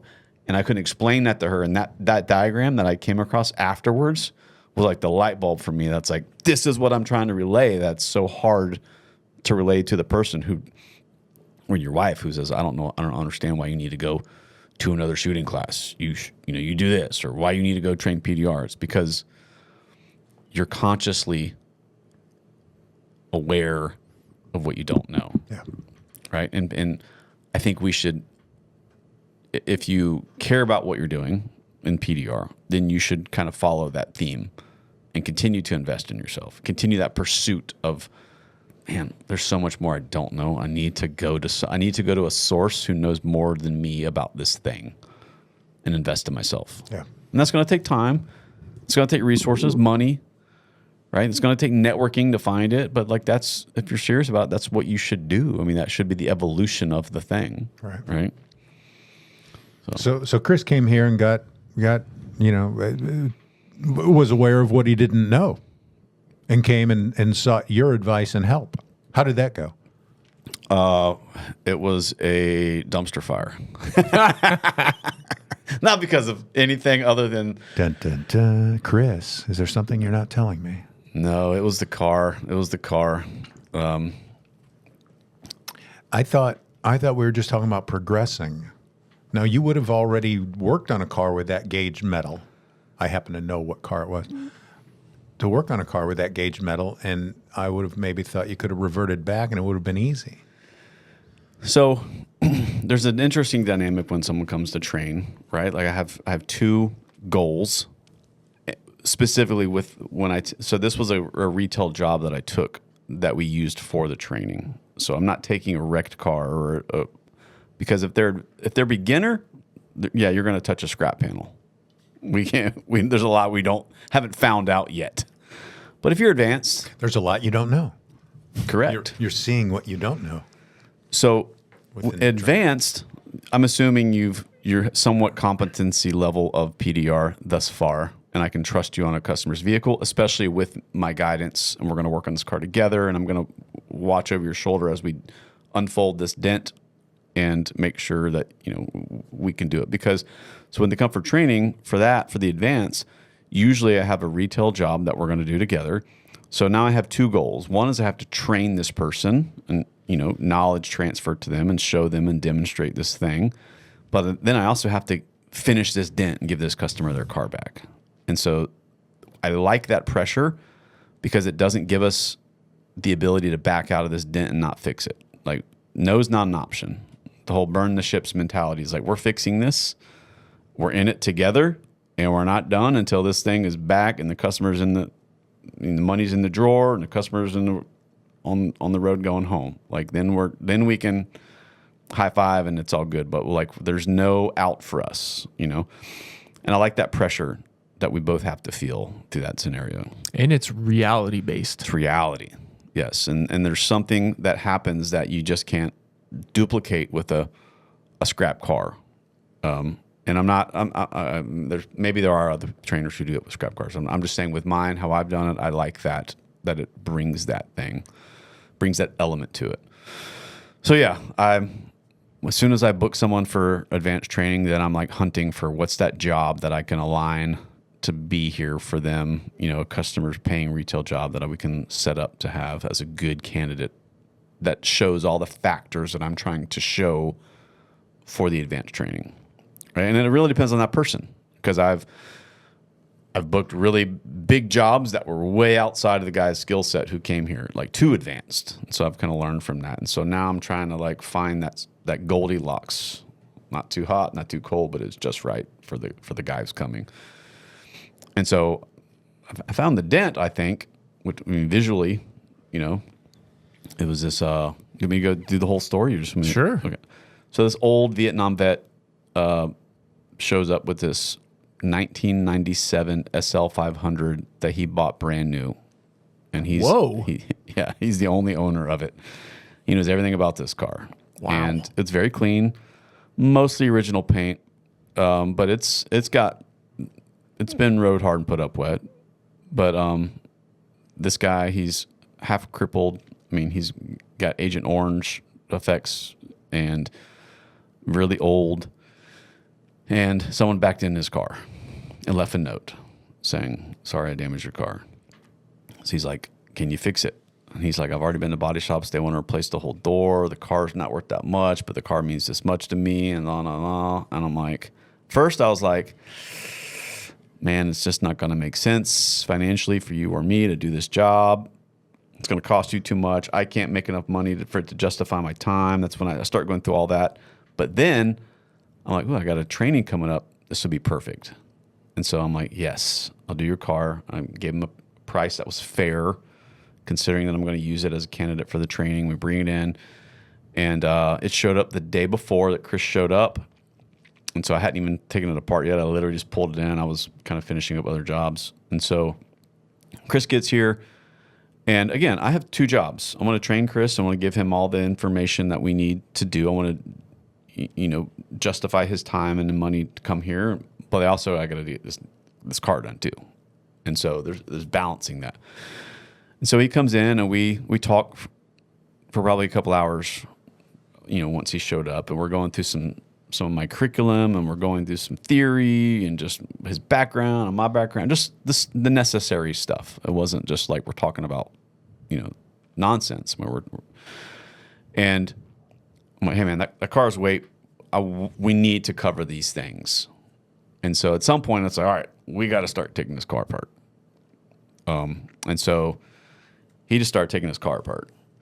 And it was one of these cars where it's like, I always try to take apart minimum that I need to, but this was one where it's like you think you're only going to have to take apart this But then you got to take that off to take off that. Then you got to take that to take that. And it was just one of these compounded things that it's like before you know it, this thing is just in pieces. And you're just like praying to God that you can remember that everything goes back where they're supposed to go back. And I'm, I started 98.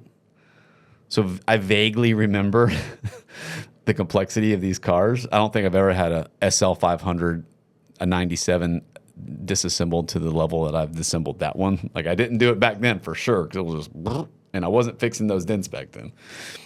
But so this thing was just an absolute tank to take apart.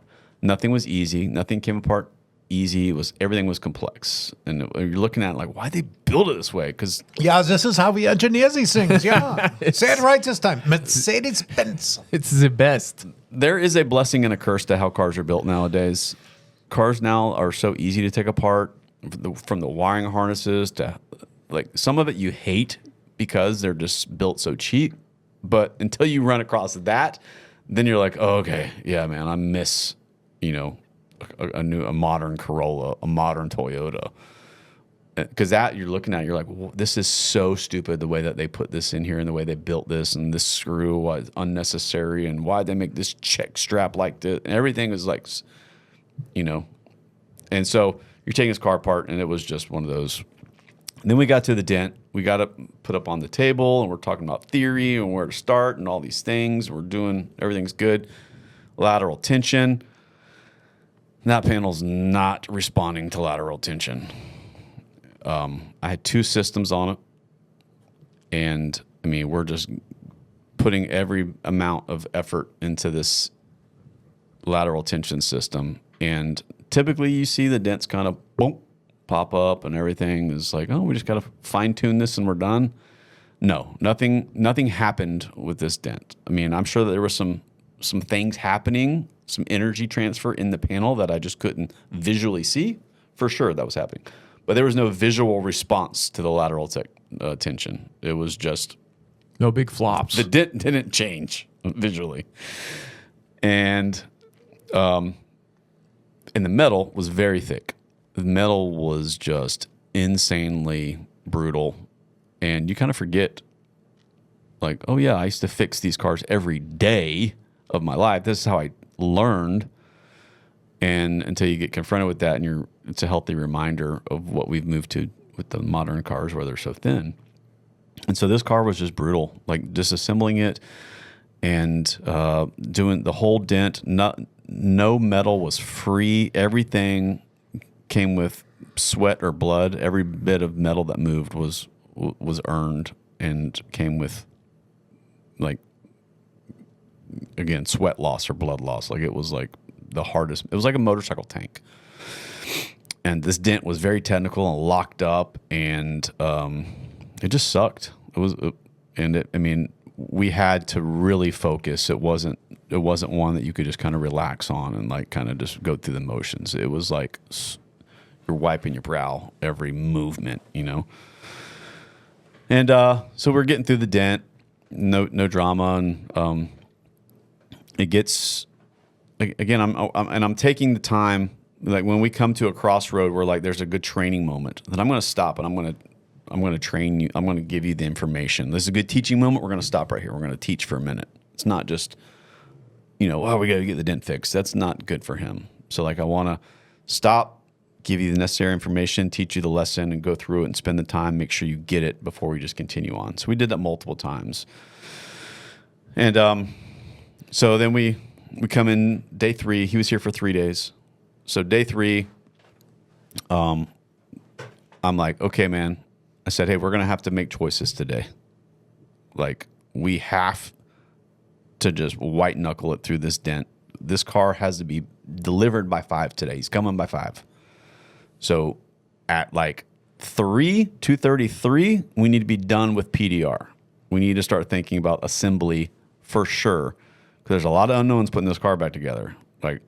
And we need to save ourselves time. And then we also want to like breathe afterwards and kind of talk about the training time and all these things. None of that happened. Like, it just went down to the wire.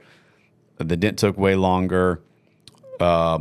and then I literally called it at like 3:30. I'm like, hey man, we have to put the car back together. This guy is coming. The guy shows up at 4:30. He just walks in my shop. He's an old man. And I'm like, how's it going, sir? Yeah, we're just trying to finish putting your car back together right now. It's not done yet. Just give us a little minute. He's like, well, his daughter dropped him off, so he had no ride. There was no alternative. She already left. She pushed him out. And She kept pushed him driving. out. She was still rolling while I was, get out, old man. And so she drops him off, and he's like, I'd really love to sit back there in the shop and watch you guys finish it. And I'm like, normally I say no, but in this, something about this one, I was like, this is appropriate. And so I let him. He sat right there on the stool. Murphy. And Paging Murphy. well, I'm glad I did, and I'll allude to this why. Because it was like you said, Murphy's Law. What can go wrong will go wrong, and every turn something was going wrong. But he got to sit there and see, like, that we weren't just sitting back here sucking on lollipops and freaking clipping our fingernails. It's taking so long for the car. Like, we're actually working, and he got to see the frustration, and we're trying. So he was part of it. He was part of us putting back together, and I'm glad that he got to see that instead of sitting up here watching my TV, looking at his clock, like, what's taking these guys so long? And so it made sense with this guy. I just wish I had more time to do it. So anyhow, we're putting the car back together. We get the door on. We get all the wires rerouted. This one had no quick disconnect wiring harness, so all the wires had to be extracted through the door, all the way from the door handle. There's like 3 wires in the door handle that all route around the striker. Did you use the tube snake? I did. I had to use tube snake. Yeah, it was all just an absolute nightmare. So finally, get it all routed, and then he's sitting there watching, and he's cool. He was perfect customer, perfectly fine, no drama. And so once we pulled the glass out, we lowered the regulator when we were disassembling the car. So in order to put the glass back in, we had to raise the regulator so you can line up all the bolts. So Chris goes to jump in to turn on the ignition so we can raise the regulator. The car's got no power. And so I'm like, okay, cool. Well, let's get the jump box and hook it up and jump it. And we just got to raise the regulator 3 inches so I can bolt the glass and finish putting the door back on. That's all. That was the only next goal, was put the glass in the car. And there's no power. And I guess it died and from sitting there exposed for 3 days. Okay, no drama. We're going to jump the car. Well, my jump box is in my van. My van wasn't here. And so I'm like, okay, no jump box. All right, great. What do we got? We got a jumper cable? No jumper cables. Okay. So I had some other cars here in my shop, so I'm ripping batteries out of them and trying to find the battery in this Mercedes, which is in the trunk in the rear quarter panel, tucked under everything, not easily accessible. So I was going to try to like scissor some batteries together, and that couldn't fit them in there. So finally found someone here in my business complex who had jumper cables. And but the car was backed in and the battery's in the back. And so I can't even get a car to jump it. And so I'm like, all right, well, we're going to take the battery out of the other car, put it back here on the ground, hook the jumper cables to it. And so we get the window up. It all worked. And I'm like, oh, freaking A. Praise God. We got the window up and we continue putting this car back together. It's all I was, one step at a time was all I wanted, was one little step. And so putting this car back together. And finally get it all put back together. And I'm like, all right. And I'm hoping everything's aligned. Some of those windows that have to align perfectly and they have to be, or they're out of alignment and nothing fits and goes back. So everything was perfect. And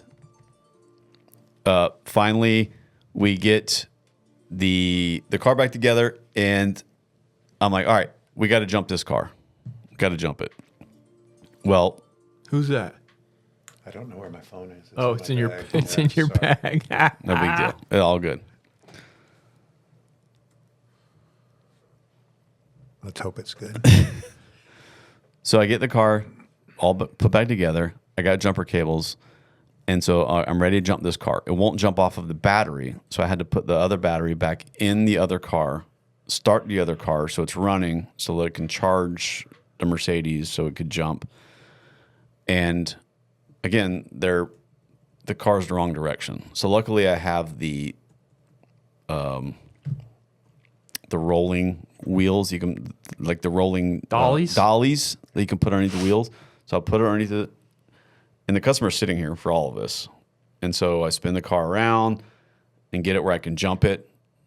The car's running on its own. And I'm just like, praise God.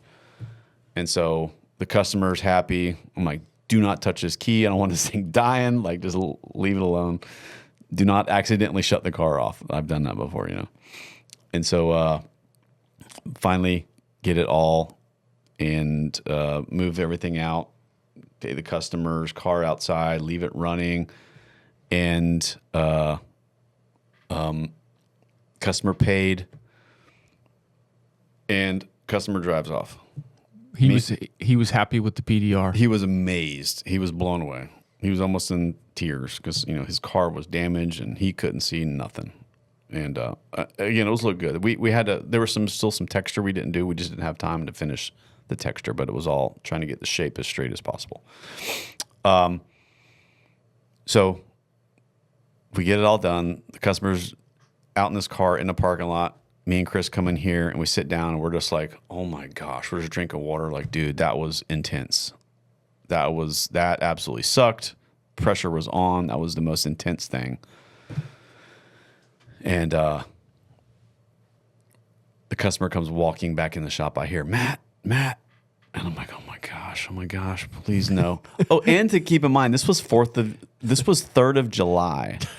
So Saturday was 4th of July. This was Friday, the 3rd of July. And I was supposed to meet my family for dinner and fireworks at one of the big neighborhoods here.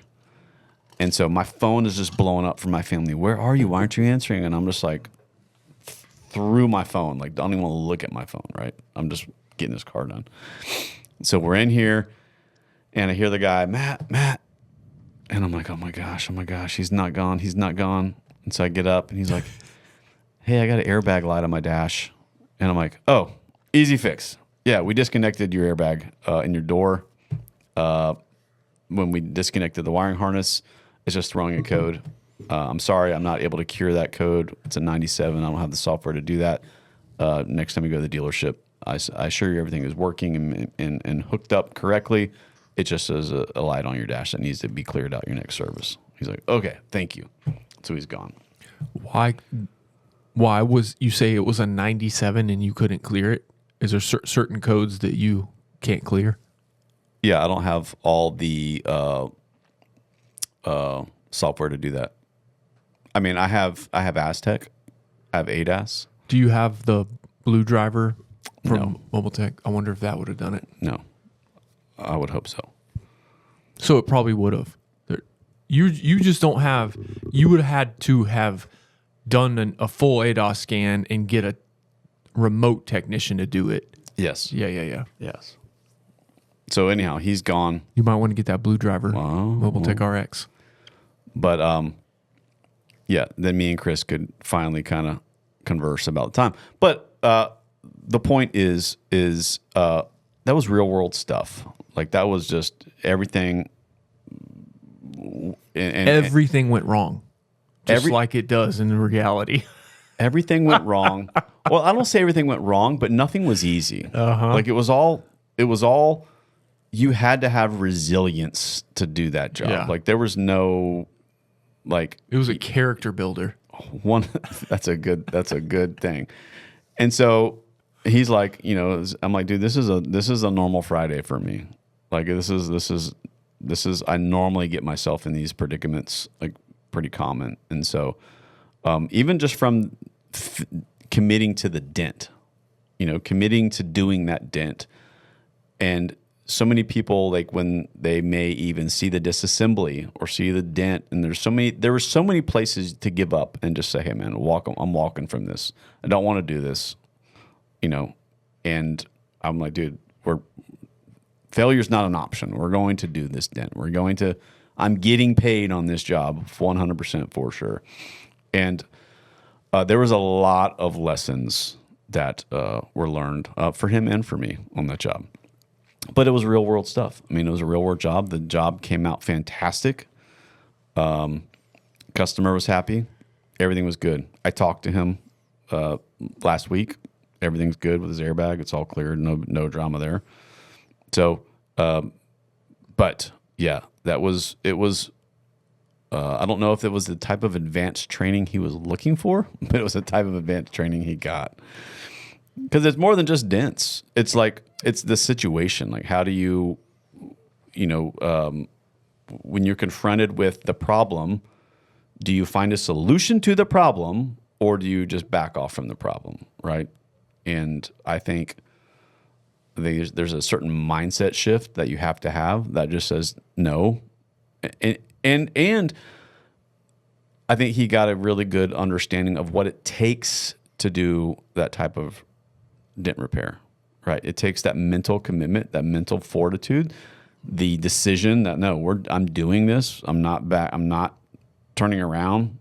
Like, we're going to see this through. Failure is not an option.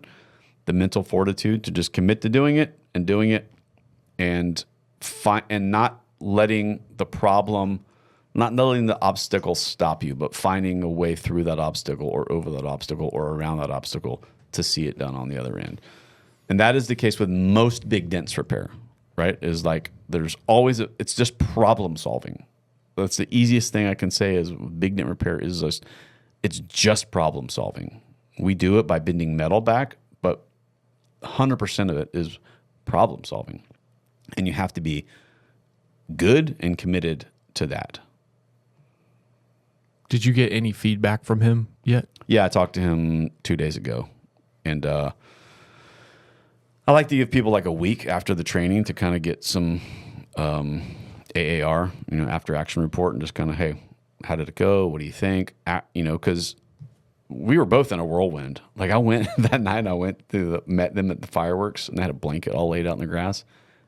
And I just laid down on my back and was like, I'm closing my eyes because I'm just coming down off of this anxiety-ridden rush of like, get this done, don't stop, problem solving, which is when it's the customer's there and it's 5 o'clock and people are calling you, where are you? You got to be home. You got to be here. Like, there's a lot of anxiety that can be happening that you have to be able to isolate and not let erode your ability to problem solve, because there's so many excuses of that can come at you that can get you off track. And you have to have the ability to say, nope, I'm not going to be distracted through that. I'm going to burn through this situation and solve this problem no matter what. Wow. So what was his feedback? Yeah. So a week afterwards, he thought it was great. I mean, I think that what people don't see on social media, and you could pick any category from, like, is social media shows the best of everything. They show all the highlight reels. They show the prettiest girls with the best features and the best looking men with the best features and the best cars and all the, everything works out perfectly. And I think the technician, and it's very easy for us to put all of our best repairers, like that. I'm not going to put my worst repairer on there. Why would I do that? I'm going to only put my best repairs on there. And it's very easy. And if you're an upcoming technician and all you see is, when you scroll Instagram, all the best repairs, and you're like, man, mine don't look like that. And so it can really start to hurt you and affect you, and you lose bearing. It's the same way it's the same way we would tell young girls. It's like, don't just look on Instagram and compare yourself with that, because that's not real. And it's the same. Like, if you just compare your PDR with what you see on Instagram, that's not real. There's a reality in between that we have to connect. And I think as trainers, we have the responsibility to do that. And if all I did was just set up this perfect dent, that everything went perfect and there was no sweat involved with me doing this, and it just glassed itself with just me laterally tension popping this thing, did I really train? Did I really teach him anything? Like, did he really get to see any, pressure to perform? Because that's really what it takes, is the pressure to perform. That's what you're training them, is like, solve the problem, not just, oh yeah, just put this on, this solves the problem for you. That's false. None of those things solve the problem for you. They're tools that help us do those things, but we are the ultimate tool. We are the ultimate problem solver, and we have to know how to do that. And so it's connecting those dots between that technician, from what they see on Instagram and what it takes to get there. And that would definitely be a dent I would post on Instagram, but all you'd see is a minute and 30 seconds of what Instagram allows you to post, which is some before shots, maybe some during shots, and a lot of after shots. And that's what my Instagram looks like. And that's a minute and a half, and I've got 3 days of just sweating it out in my shop to get that minute and a half, right? It's the same with the Rivian, any of those dents that are complex. We just see the highlight reels, and we don't see the sweat that was drawn out of us through that time. And I think that's highly valuable for these guys to know and connect and to see, okay, there wasn't some magic thing that Matt just, stuck this suction and stuck this lateral and everything just happened and unfolded. It's like, no, dude, if I want to be a high performing player, technician, that's what it takes to do it. And 100% that's what it takes. And so I'm glad that he got to see all of that, because that's the most valuable thing I could give him, right? That's the grind. That's the grind. That's the grind. And that's the magic. That's the magic sauce, is the grind. So going back to what you were saying about learning and about always growing, this is just what I was thinking about. There's so much to our industry that you don't have to feel like you have to grow in one certain area.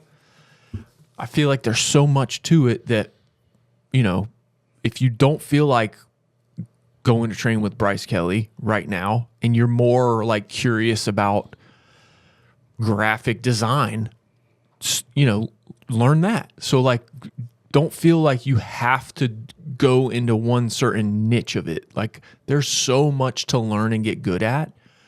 Like, if you have something that you're curious about or interested in, just go down that path for a while and learn that skill, develop that, and see what else, you enjoy. Like, we're not saying everything needs to be a suffer fest, but it's more like, what about that, what we're doing, can you enjoy learning, right? What are you curious about? Or what, I feel like there's so much room for so many different skills to develop, but don't get stuck on like one little thing, one aspect of it. Well, that's why I said your business or website or, Yes. what I've asked for and I really want to is like to know and be more proficient in mobile tech. You aren't watching the tutorials I've been doing? Yes, but I'm dumb. Like, I need someone to hold my hand and show me 100%. And here's what I would love is if there was some kind of class at Mobile Tech Expo that Mobile Tech put on, and maybe like breakout sessions to kind of, these are the wholesale setup scenarios. These are retail guys, and you can go here and they can kind of help show you features or hidden things in mobile tech. I just opened it today, and there's 2 new things that I have no idea about that are right there on the main screen. ADOS and Marketplace. I mean, I think they do classes. Yeah. And forgive me if they do. This is just, again, me being ignorant and speaking. So, I will take that. But like, I would love going with what you're saying. It's not just about being educated on the fixing a dent. Yes. There's other parts that you can learn and grow and be better at. But your class, wholesale, teaching wholesale, like 100%. That's another thing that is a highly valuable skill that it's kind of separate from the skill of PDR. it's the skill of like doing the job, that there's 100% aspects and things that you need to know from veterans like yourself that you can articulate, right? Yeah. That are highly valuable things that you should go to and you should learn from. Continuing education. Continuing education. Thanks for putting out that dumpster fire. of training Chris Panazzo. Yeah. Has he said anything to you about it yet? We've talked a little bit about it, and he said he was so excited after he had been here, and just was, he was chomping at the bit to go back to work. And so I'm like, hey, great. And guess what? I'm taking a couple of days off. So we're back to the burning him on the feet again. And we've not, he and I have not sat down face to face to talk about the training, but we just had, quick text message, quick phone call, because we've got another technician that we're covering for vacation. And so we've been busy. And so as soon as he came back, he hit the ground running. And he had been running before, because I took a couple weeks off in June for vacation.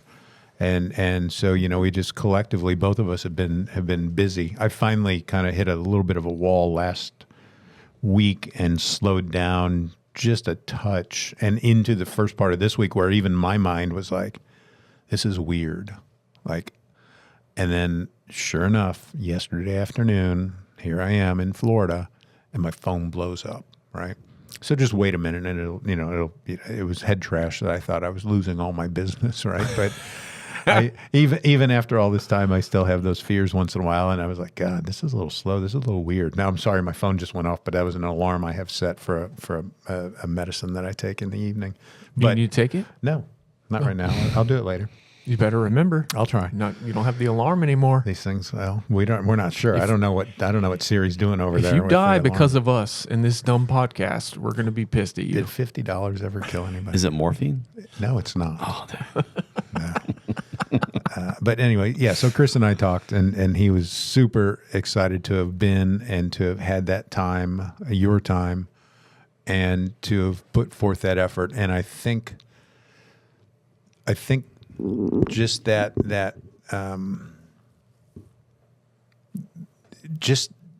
perseverance to get it done and showcase that is priceless for him.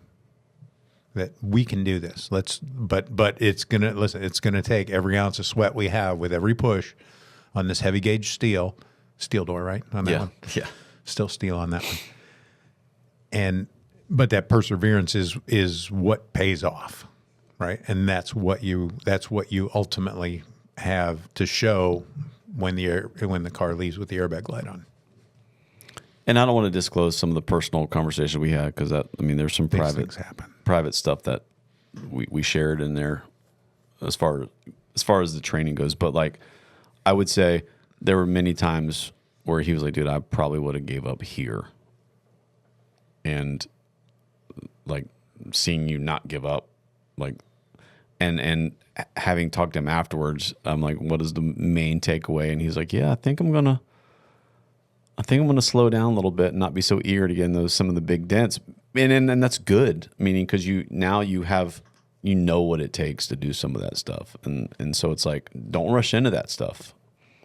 But, it's like the Bible talks about what king going into battle does not first determine if he has enough troops to win. You have to make that decision on this side of it before you just rush into something and lose hard. Yeah.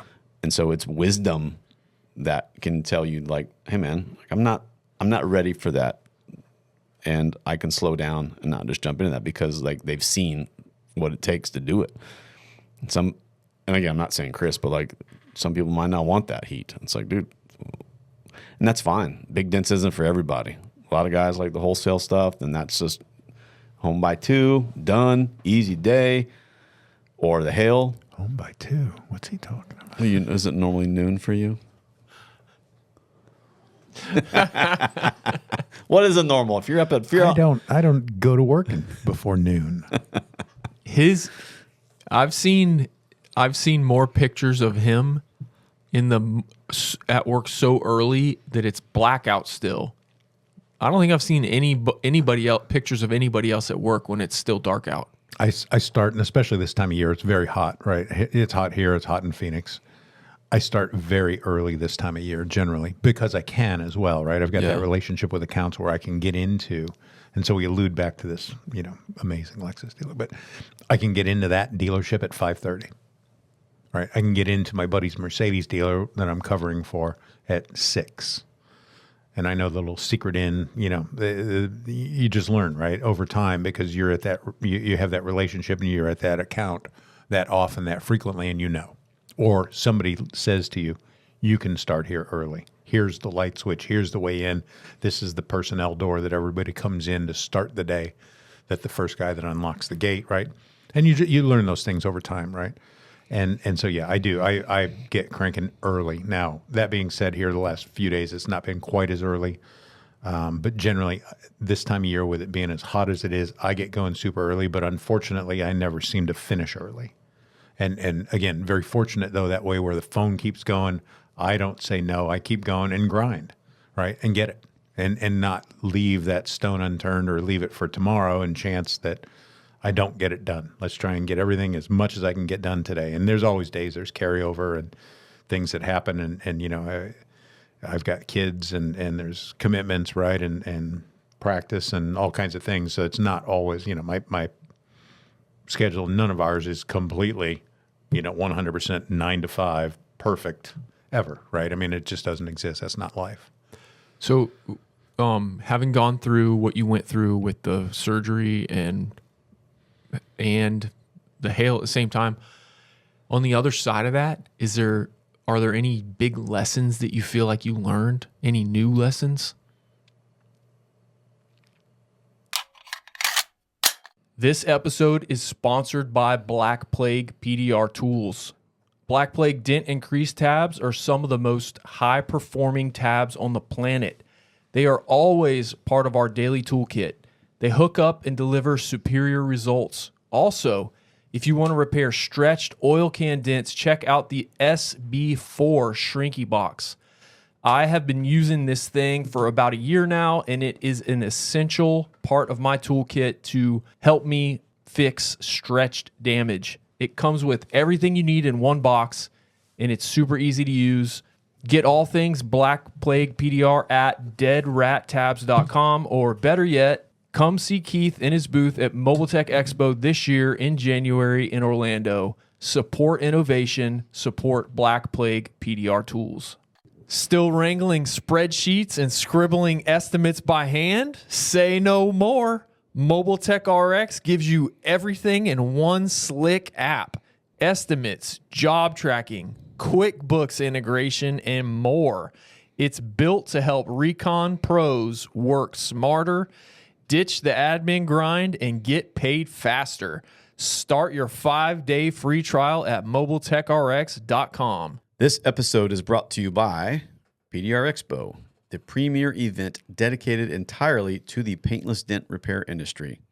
Happening September 25th and 26th, 2026, at the Rio in Las Vegas. This is where techs, tool companies, and the industry leaders come together for 2 full days of education, networking, live competition, and hands-on access to the latest tools and innovations. Whether you are a seasoned pro or just getting started, PDR Expo is built to help you sharpen your skills and grow your business. Don't miss the dent trials, beginner competitions, and the chance to connect with the best in the trade. Learn more and grab your tickets at pdrexpo.com. I don't know that I learned any lessons, but it reinforced for me for sure that, life is short. And we all say it. Sometimes we say it with a grain of salt. Sometimes it is based on something that's happened recently. I think sometimes we gravitate away from that. You get humbled by an event or something happens and you get knocked off your podium a little bit and you're like, oh, Jesus. I mean, as far as I'm concerned, back on November 5th, the surgeon saved my life. Okay. And I've rebounded and healed and zoomed around again and gotten back up on my horse and took off riding again. And sometimes you lose sight of what humble gin took you down a notch, right? And you, because we're busy, because it's life, and probably also because a little bit of the male psyche, right? But life's short. How do you think you're able to keep some of that mindset of the things that you gain when you're humbled like that? I have no idea. I'm not good at that. That's where I fail, because I'm going to gravitate right back to what I've been doing and and go there again, right? Stockholm syndrome. I'm going back to what I've been doing. Yeah. I want to better my work-life balance. Mm-hmm. But at the same time, I don't know. I don't necessarily think that it's out of balance, because it's what's become normal for me, or normalized in that, back to that word, the grind, into that grind of. You enjoy it. And yeah, I'm masochistic that way. I do enjoy it, right? I enjoy getting up, going, working, sweating, working hard. And at the end of it, though, we all know somewhere along the way, it's not all about the money, but somewhere along the way, it's nice to have the revenue coming in, right? That's there's no, profit's not a dirty word, shall we say. I think that's the polite way to put that. So let me ask you guys. But it's hard for me to continue to sit there and go, you know what, it's 2:00 and it's 114 degrees out. Maybe I should probably just take it easy and go home. Knowing, though, that I have X on the board still to do. Mm-hmm. Because it's mine to lose, and if I walk away from it, hey, I see your guy left early. Yep. That's a fear, I guess, maybe. Yeah. Right? Because I don't want to lose out, and I don't want to lose the business or the relationship or any of that, right? So far, I haven't, and I've got very fortunate to have very good customers that way. But yeah, that's you realize very quickly when you kind of stare down that barrel that life is short. My 15-year-old came and held my hand in the hospital, and he and I butt heads because he's 15, and I say that with a smirk on my face. He's a perfect teenage boy, right? I mean, he's at that point, and it's hard. It was hard for us. We were knuckleheads, right? I'm not speaking, I don't think, out of turn. Still am. And Ethan came in the hospital and held my hand. And that just that little move, right, of him grabbing my hand was just meant more to me. It was priceless. Because I think he was scared. Mm-hmm. And knew that I had, pretty serious surgery, and I think he was a little concerned, quite honestly, even though he wants to be the tough, hormone-ridden, teenage, rebellious, try it out age, right? And he should be, right?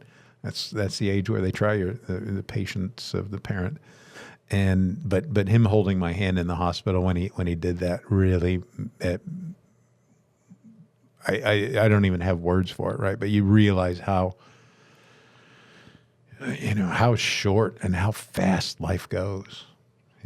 That's really it. It reinforced that, right? And we've all, again, I've had previous incidents where I'm like, God, life's short. I need to make more time to do this or this, right? And then it just that's what reinforced it. That's the one big one that I have, and I hope I can do better at that. I need to work on that. I need to gain some more knowledge. I need a coach for that, right? Help me better that balance so that I'm a better, father, husband, rather than just the workaholic, and then that's all they remember me as, because it's short. So, hosted my small group in my church last night at my house, and there's a guy in my small group who I just realized that he's probably mid-20s, has a kid, he's married. When he was a teenager, I think 16, he got sick and found out he had stage 4 cancer. And at first, they told him that this is most likely this type of cancer, and you have about 6 months to live when he was 16. And then him and his family lived a week with that until they found out it was a curable type of cancer, which I don't know what it is. But he lived for a week thinking, I have 6 months to live as a 16-year-old. And I was like, wow, that blew my mind. And I was asking him questions to try to just get a little bit of an idea on like what that felt like as a 16-year-old kid. And I think it's hard to explain that, but yeah, anyways, he totally is healed from whatever that was. I can't remember what it was, but I was asking him are you able, like we were saying, are you able to carry that feeling of my life is very, very short, and the appreciation and all those good things that come from that, are you able to kind of carry that with you for the rest of your life? Like, are you able to see that and like see that the blessing part of it?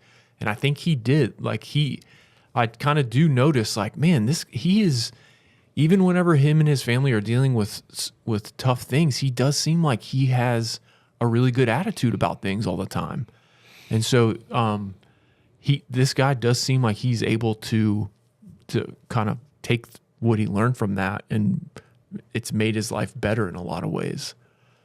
But yeah, man, I was talking to another small business owner with little kids, and I was telling him he's struggling with all these things of how much do I work? How much do I put in a ton of hours and scale my business? Like, what do I do with this? And I was like, this is just one thing that's kind of I've realized lately. My kids are getting older. They're 14, 16, 18, and 20. And I've kind of realized the most precious resource kind of that I have in my life right now is the time with my kids. I have very little time with my kids, especially because they're almost all grown, but like the time that I have with them, that they're going to be at my house when I get there. And the time that I have with them as teenagers, like that's going away really fast. And I'm kind of realizing, I can make money later when they're all gone. I'll have plenty of years to make as much money as I want to, but like I've kind of been struck by the fact that right now in my life, that is the absolute most precious, finite resource.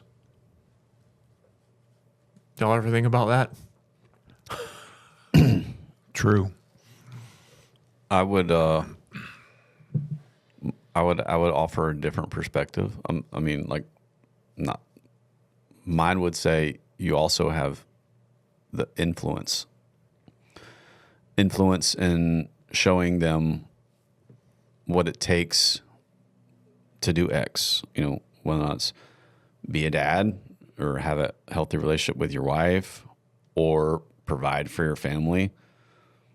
Because if I just took, and I'm not saying this to you, but like if I just took the thing as like time and then I just sat on the couch with them and spent time with them for the next 2 years until they move out, like, yeah, time is cool, but like, what am I doing with that time?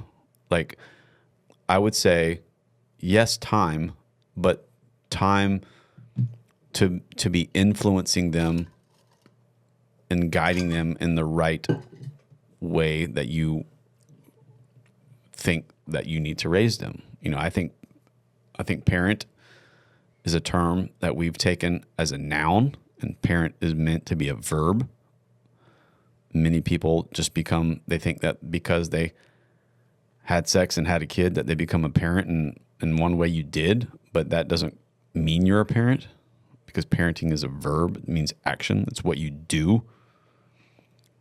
And I think we need to think about what that means to actually parent, to be actively doing those things, And sometimes that's holding their hand and helping them make a decision or whatever. And sometimes it's just them observing from afar what it takes, right?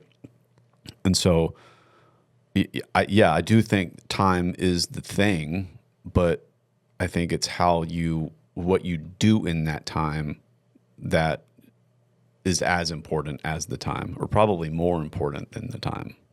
Does that make sense? Sure. Like, you don't want to squander that time. Sure. You don't want to I don't want to sit on the couch eating potato chips playing video games with my kids, although that I'm sure would be a good time. But like, let's just say they're going to move out in 2 years. What have I showed them? What have I taught them? What have I done with that? What have I influenced them in those things? And yeah, that's how I view. I agree. I think there's obviously a balance. 100%. Yeah. 100%. Yeah. I think for me, I think of your kids are only with you for a short amount of time, and then they're kicked out of the nest per se and off to adulting on their own with less involvement than they have now from your parents, right? That's the whole point of it. And I think I have to prepare them for that day. And it's my job to prepare them for that day, that they're going to be assets in a community, or they're going to be liabilities. I want them to be assets. And so if you think about like a time at boot camp, and I don't want to get like hard here, but like your time at boot camp is those guys are preparing you. They have a certain window of time they have to prepare you, because at some point they're going to not be underneath. You're not going to be underneath their custody, and you're going to be sent out to war. And either they've done their job or they haven't, which is going to make you live or die, right? And so, like, when you look at your time with your kids, it's like I have a certain time to prepare them for life, and then they're gone out of my home, and then how they're going to live and what they're going to do is going to be a reflection of the time that I invested in them while they were under my care. And so I think you should have passive time, of course, where you're spending with them, just sitting down, watching a movie, playing video games, whatever those things are.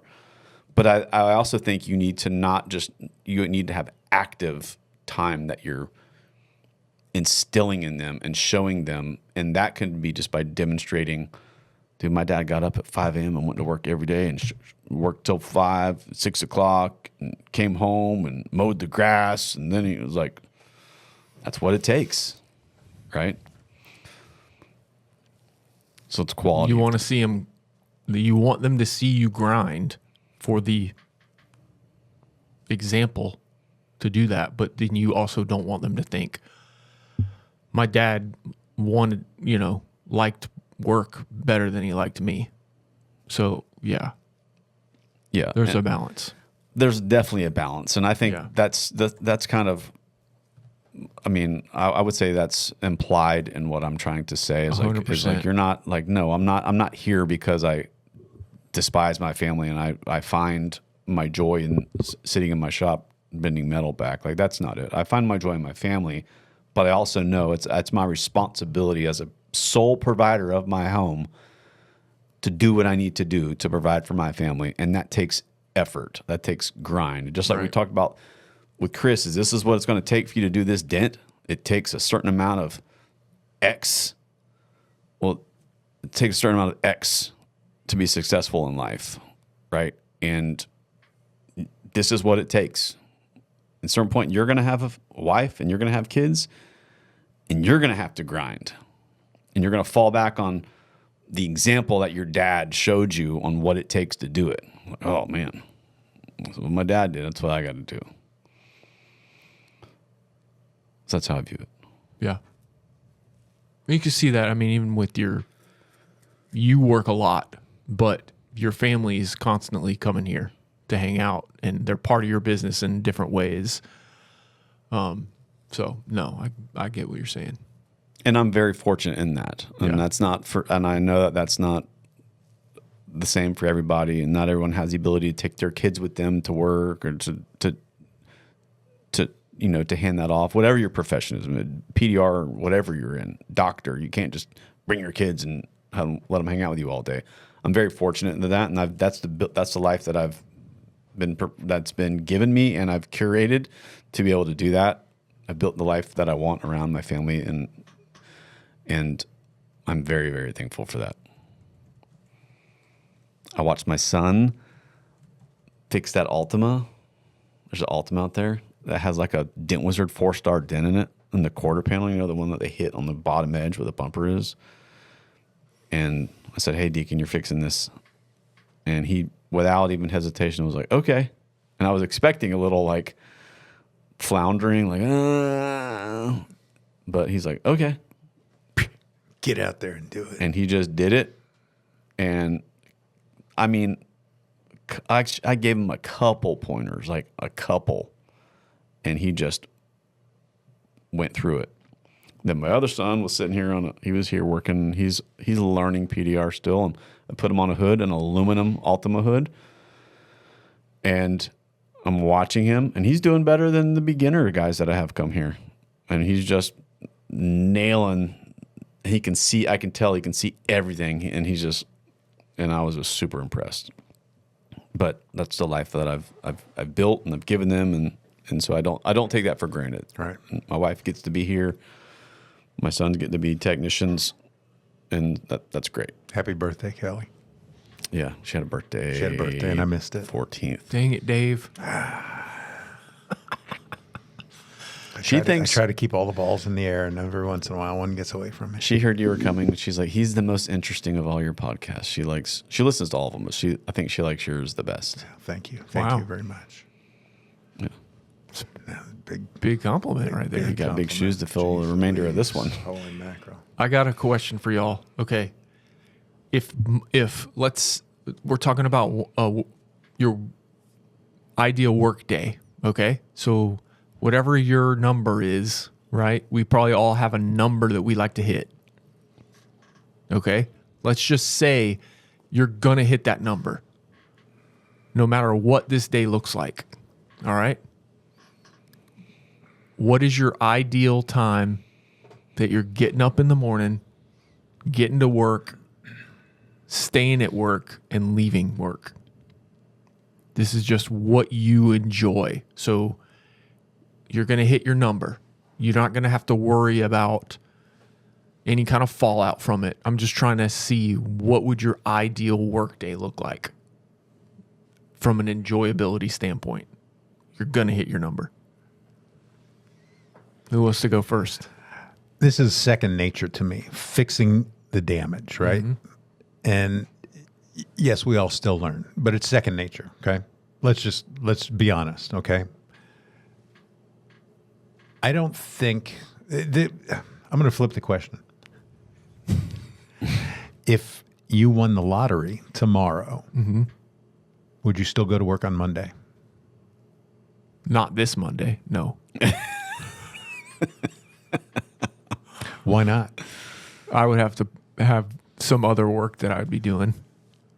I'd be figuring out what I was going to do with that lottery money. But yes, eventually, I get what you're saying. I think that God made us to work. God made us to serve other people. And if we're not doing that, we're not going to be happy.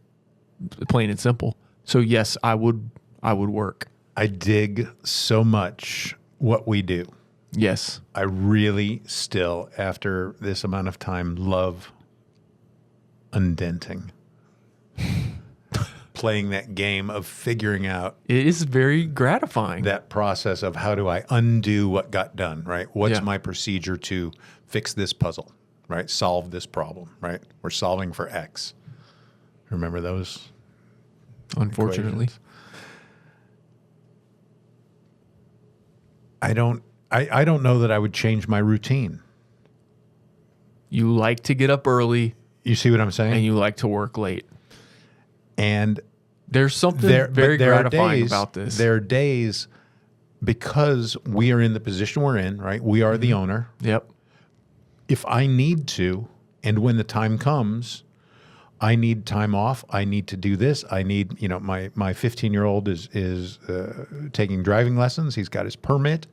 He's deeply ingrained in the robotics, Arizona Robotics League for the summer, and then it's a different league in the winter. That's anyway.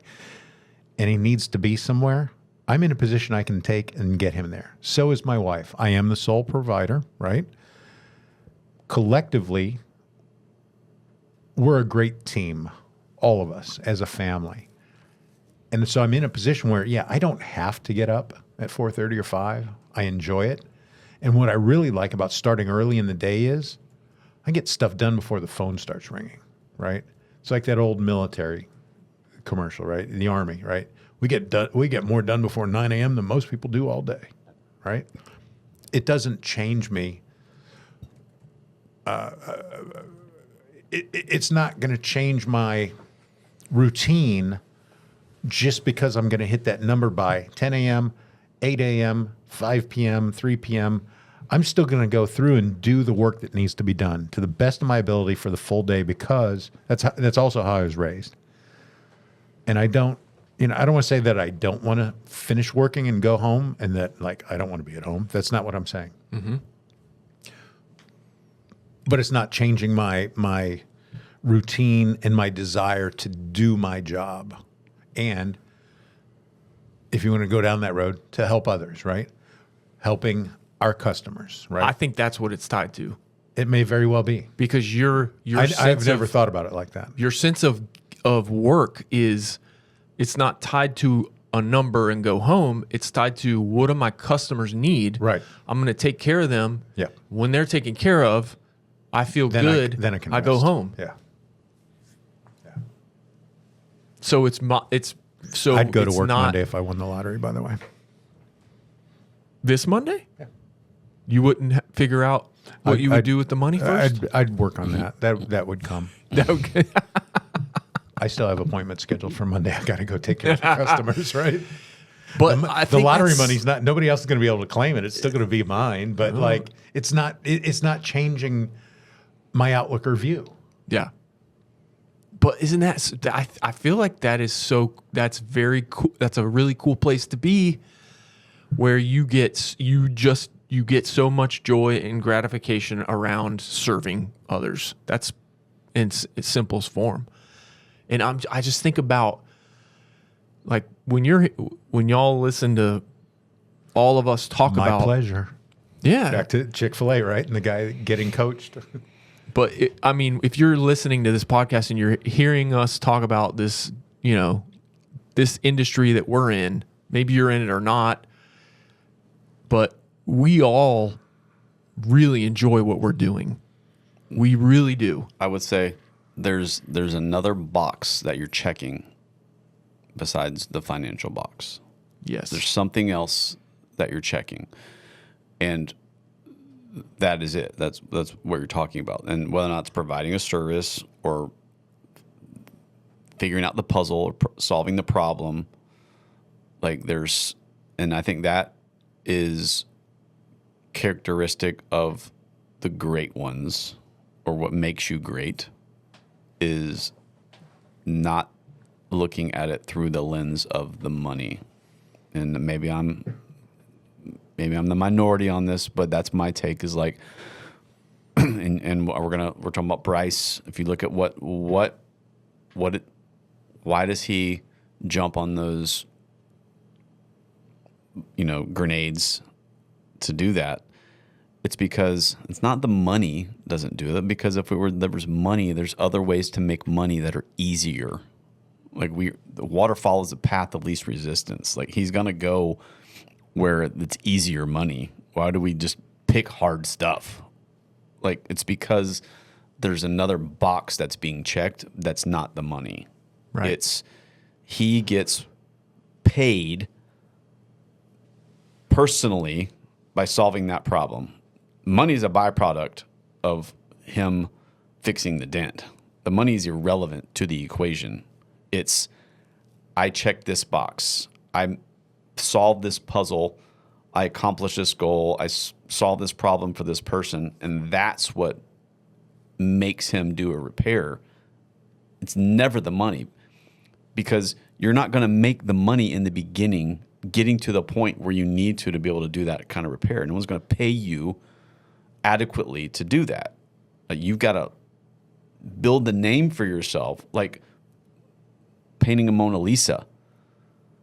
He didn't get paid to paint the Mona Lisa. He painted the Mona Lisa out of love for painting. And then you get to the point where you build this reputation and people pay you high money for your art, but only after you've built the reputation, right? And that's where he's at, is he's at the point where he's built the reputation. He's grinded through it. He didn't do it for the money. He did it for the other box that he's trying to check, the personal whatever that is that he can tell you.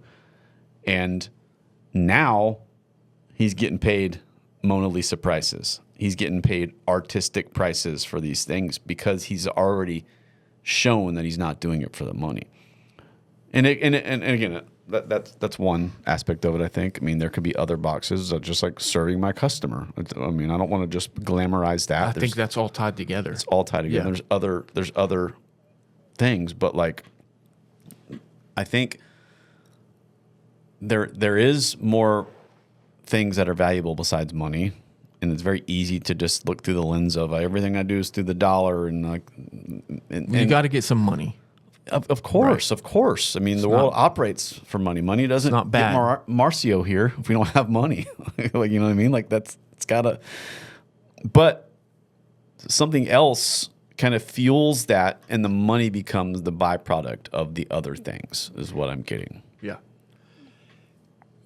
And so, if you're, I'm thinking if you're out and you have some job or you're doing something where your job is not enjoyable, right? You're working someplace and you don't like to go to work, and maybe you think about doing something else. I think there is something so gratifying about stuff like what we do. Providing a service where you see the work that you've done, and then somebody gives you some money for what you did, you serve them, and then you go on to your next job. So like if you're, that could be like mowing lawns. Like it's satisfying to mow the lawn, right? Or detailing cars or fixing dents or whatever it is.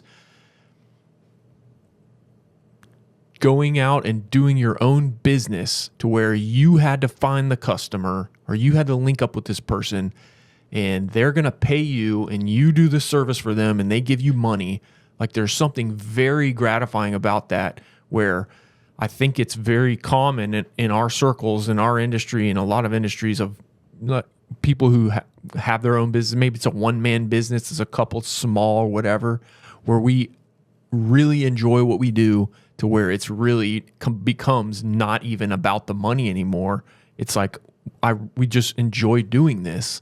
And I think that should be common to people. So like if you're in some job that you hate, you work at a place where you hate, it's like, dude, you could mow lawns and be very happy serving people, cutting their lawn, providing a service, and at the end of the day, you could be happier than whatever you're doing right now.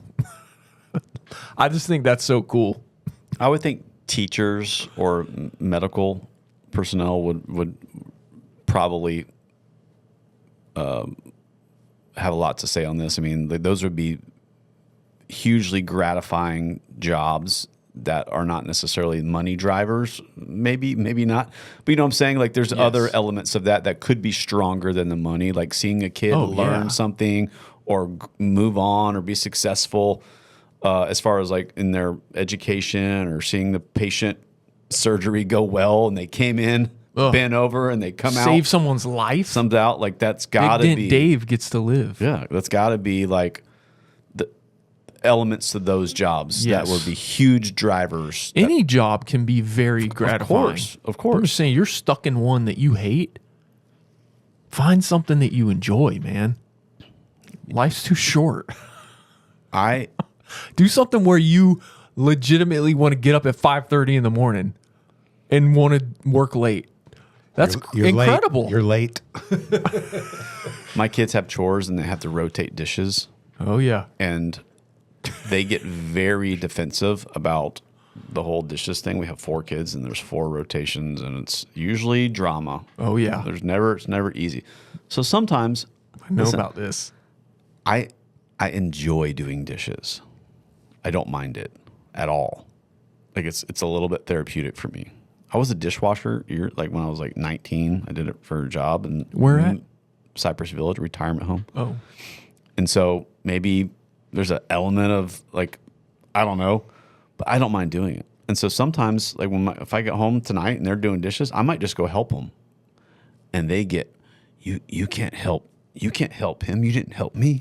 They start getting all fired up about That's like, not fair. That's not fair.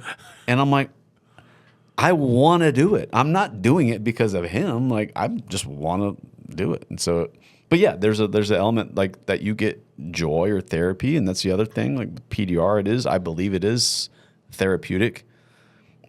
I am not a patient person, and the older I've got, the more I have become impatient, and I find you ever I don't know if I agree with this. I feel like you're a very patient person.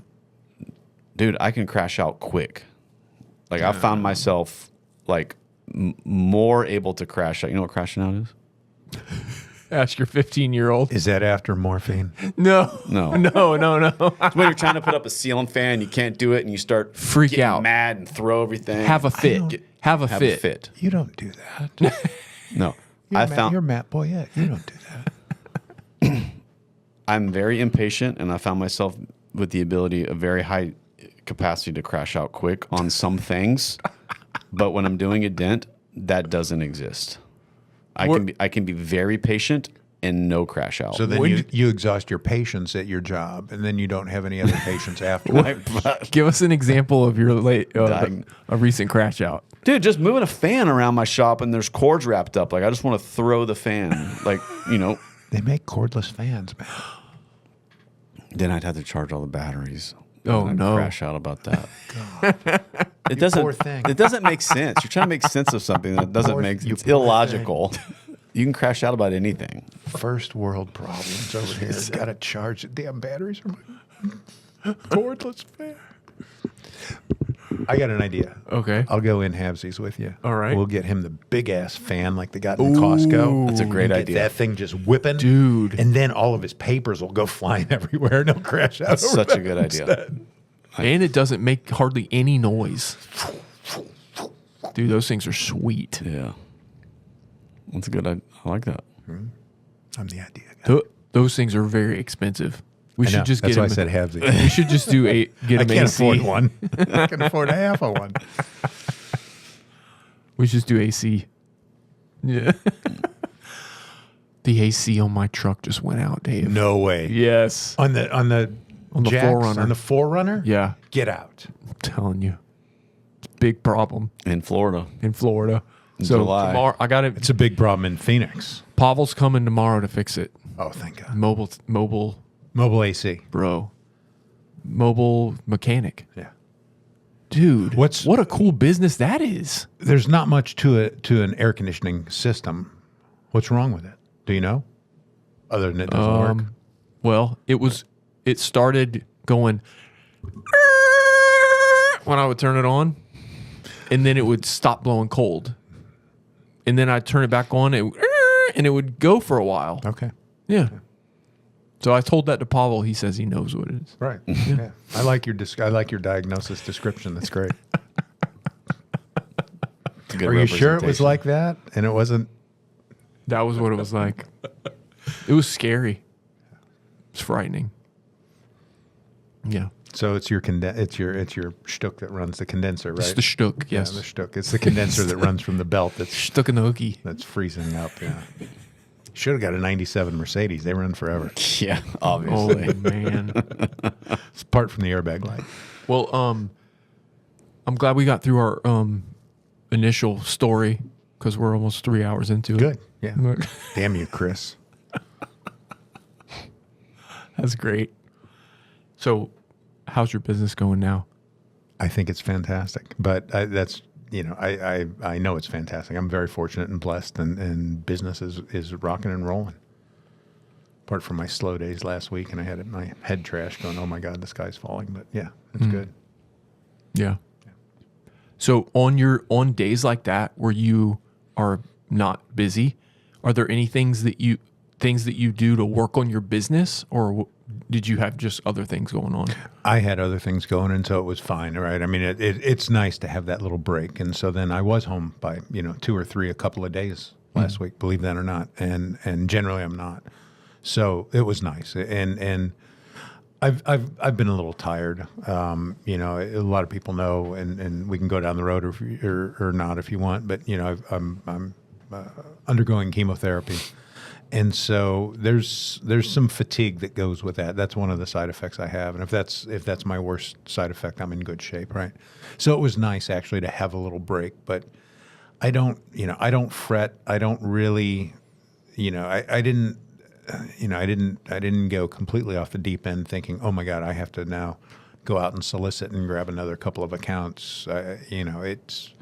It's something that will pass. And like I said to you yesterday afternoon, the phone was off the hook, and I'm just like, oh my gosh. And so I've put off, for yesterday and today here, traveling till next week, although I've just talked about not putting off, didn't I?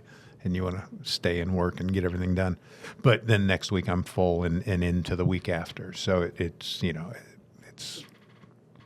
there was no need then really to go and truly start working at what do I need to do, or how am I going to capture some more business, and I don't want to sound arrogant about that, but I didn't see the need to do that. I'm just like, okay.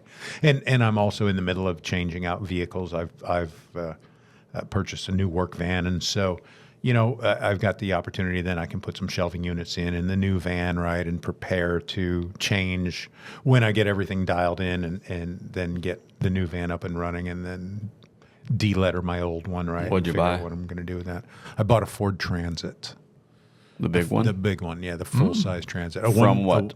A 150, but with the low roof. Yeah. So it's not a high roof. What did you have? I'm currently in a Mercedes Metris. Ooh.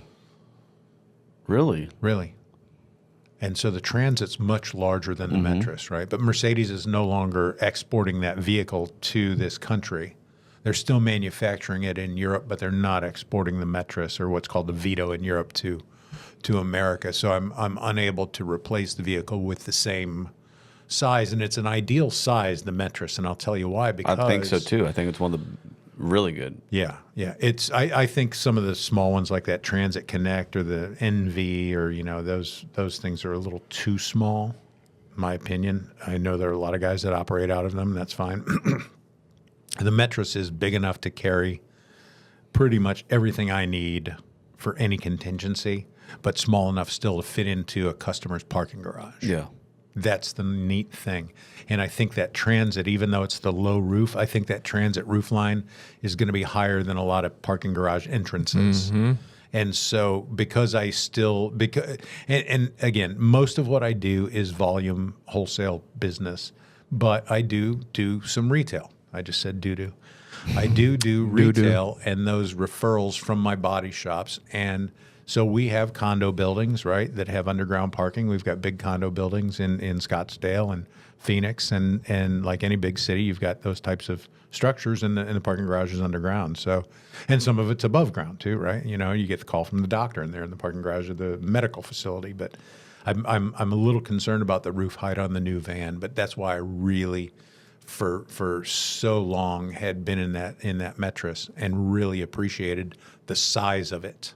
I think the Metris is for the mobility, probably right? the perfect van. Yeah, and it's got a tight turning radius. It really, really turns very quickly. Did you have like the commercial one or like the passenger one? It was a commercial one. It was just it was the work van. Okay. Stripped down, nothing, no glass, nothing. Was it pretty reliable? It had a couple of gremlins.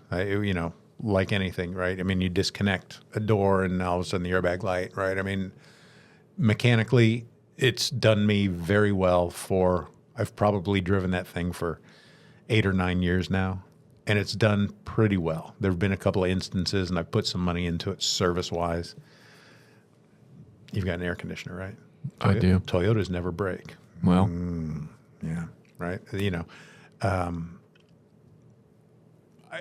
anything, any given Sunday, right? Anything Right. could go wrong on anybody's vehicle anytime. So I can't point the finger and say, "Oh, this German van is a piece of junk." Now I'm not going to do that. It's been pretty in the grand scheme of things, it's been pretty reliable. But there've been a couple of gremlins, and we've chased a few things. So are you going to wrap this new one? I don't know what I'm going to do. I haven't figured that out yet. Have you seen? Do you guys have any like police vehicles here that have like the ghost lettering, like state police or county or anything? Right. I Like- kind of like that. like if it was a gloss stealthy, black, it's like stealthy. a flat black lettering. Yeah. Or maybe they've got like a matte finish over it or something, but underneath that is a reflective. Yeah. So like it's in the daytime, it's kind of sleuthy, but then at night, if there's lights on it, it lights up like the letters light up because it's got this reflective coating. So is it white currently? No, I bought a blue one, Blue, like Ming blue, metallic blue, mini blue. Ford metallic blue. Let's look at your wall of shame back here and see if there's a color close. I don't know. It's Ford metallic blue. okay, yeah. You can look it up online. I think I know what you're talking about. And I went a little. I went all out. I'm going to brag a little. That's now. a commercial one. It is a commercial one. Yeah. So you ordered it? I ordered it. Oh, okay, Yeah, yeah. okay. And I went all out and ordered it because I'm at that point in my career where I've been grinding, and I've made the money, and this will probably take me to that retirement, that psychological retirement horizon, so to speak. And what do I mean by that? So I'm 55 years old, and I'm looking seriously, as you do, planning ahead, trying to balance work and life and all of that. I'm kind of looking ahead psychologically to certain ages now, like 59 and a half, 62, 67, right? These kind of milestone ages when you get to this point in our lives. 59 and a half, you can start taking money out of a pre-qualified tax retirement account. 62, you can officially start taking Social Security, right? 7 months before you turn 67, you're supposed to apply for Medicare, whatever these dates are, right? And so I'm kind of looking at that thinking, okay, if I can get 5 or 10 years out of this van, Matt, you need to write these things down. If I feel like working or whatever that looks like, I'm going to have to stay active. We all are. I'll pick and choose probably a little more what I want to do work-wise. But this van will probably get me to very close to that retirement end game, right? Or whatever that looks like for me. Maybe I just, take 6 cash jobs a week and be done with it, right? And I'm no longer doing PO work and maybe I start collecting Social Security and I don't want to show the income, right? And these are all games you play and you get your trusts built and all of that. But Shell games, right? you could call it a shell game. Are you any good at This is this? called tax fraud. Did you see the guy on the boardwalk? Did you try and beat him? I He couldn't was- do. Nope, I guys couldn't do it. So anyway, I ordered this van and I kind of dialed it in a little bit the way I wanted Yeah, good. because it's my last. I dare I say last, but it's a dangerous. Did you get dangerous rear words. AC? No, they don't have that on the commercial van. I mean, I probably could have added that, but then it was on a package that required something else. Probably a full headliner, probably full interior build out. Yeah, probably some glass in it. Anyway, so I bought the commercial, and I put a partition in anyway between the seats and the in the cargo area. So then the air, I mean, it's you only have it'll be a nice. compartment to cool this big, right, for 2 seats, and it gets cold fast, right? Which is how my mattress is. There's a divider. And then it also, it protects you, right, in case you're in a collision and all your tools come flying at you like arrows. Is a Metris bigger than like a Toyota Sienna or a Odyssey? Yes, I think so. Just a little bit. So what was your reasoning by going towards a bigger van like what you did, the Transit versus the only option?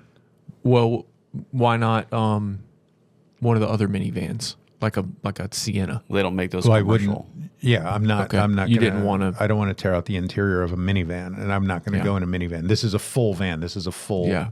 You don't want to be Big Dent Dave driving a minivan. Not really. You need an actual van. Yeah. Yeah.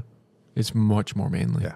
I don't know how I'd roll a TDN cart into a minivan. You'd have to put like a little bit of a lift on it and put some bigger plus tires. the stuff they make for that versus the stuff they like the aftermarket accessory stuff they make for that versus Yeah. Whatever you'd have to build. yeah, Mm-hmm. like that's So, a better so I got choice. a couple bells and whistles, right? And Anyway, so just a couple little things. But I've been, so the last couple of days that I've had a little bit early, then, okay, I put the partition in, right? We're all fairly mechanically inclined and handy, right? If you can take an SL door off, you can put in a You can do partition. anything. You can put a partition in, right? And put in some shelves on the side and some folding shelves on the other side, right? And got it dialed in the way I want. So I've got a couple things still to finish and then transfer a couple things from the Metris to the new van. So I'm in the middle of that, right? And that's a minor issue, but so how's business? Business is good enough I can buy another van.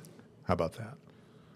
Right? Not You going not to sell really the other one or keep it? I don't know what I'm going to do with that. I've had a couple of offers. There's one guy who's a service advisor. His son works for a glass company, but I've got 250,000 miles on this thing, and I don't know that it's not worth much, right? It's not right in the grand scheme of things. Carvana offered me $1,700 or something. I'm like, how do I estimate the value of this thing, right? Because it's got some wear and tear on it, right? It is what it is. It's been a work van. It's going to have some sun fade where my lettering has been. So back to your question, am I going to letter it? I'm playing around with that idea. And I got the idea, the ghost lettering from the state police in Arizona. I'm like, oh, look at that. Oh. And the county police also, where I live in Maricopa County, have some of those, that type of graphics on their vehicles. And a part of me doesn't want to have anything to do with it being lettered. Yeah. Yes. There's a part of me that wants to be, it could be a magnet. There could be a liability side to having a commercially lettered vehicle, right? There's an insurance and commercial vehicle side piece, right? When you really dig into it, right? Yes. When you have smart people around you that help you, like my insurance lady, right? Oh, Dave, your vehicle's commercially lettered. You need to carry commercial vehicle insurance, not just personal insurance. Even though ultimately everything funnels down to me, right, through the corporation and through the taxes, right? It just still comes back to my name. But there's ways to protect yourself. And then I'm like, how much business do I really get from the lettering? Because I'm on a dealer lot. People see me when I'm driving to and from, and I do some retail, and I've got that percentage of my business with that referral from body shops. Are any customers going to be suspicious if I'm not lettered? If I come to your house and you're, as my wife says, the old deers, ooh, who's working on my car? There's no lettering. So that's also a thought, right? So I'm in between on that thought. And then I'm like, I've had such a cool time doing what I've been doing and running at kind of a very professional level and coming out of the corporate, business and mindset that we've been exposed to and having our route books, right? And everything's scalable. I wonder if I should make a play on my little cartoon character on Big Dent Dave. Am I going to change my business model because there's going to be a new auto mall going in closer to my home? Should I wrap the van and make a play and say, oh, never fear, Big Dent Dave is here, right? Or something, right? And have some neat, and You should make do it that, Dave. cartoony. Yes. No, it's not do professional, it. right? And so now, and I'm sitting here, right? Now I've got the A-Team van all built, right? And I got the cool wheels and all that, right? But I don't know. I don't know if I'm going to letter it. I don't know. Help me. I just pulled all the. So when I first, my van's right here. Yeah, I saw. Okay. I saw. There's dents on it now. You can see because there's no lettering on it. It was wrapped. tease. So when I first wrapped it, I only did a partial wrap. Yeah. Because I didn't want to wrap the whole thing. It's a lot of money, and so I just did a partial, and I drove that for 4 or 5 years like that. But the wraps are only good, for 4 or 5 years, and then when you start trying to get them off, they can be a nightmare. Yeah. So I was getting to where I wanted to.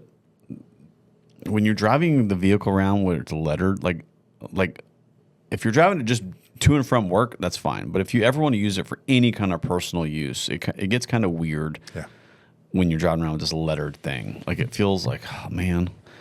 And so I felt like you get to where you don't want to drive it. I felt limited. Outside of work, I felt limited. Like I'm only driving this to and from work, where I might want to drive it other places. And my van's cool, like where you would want to drive it other places.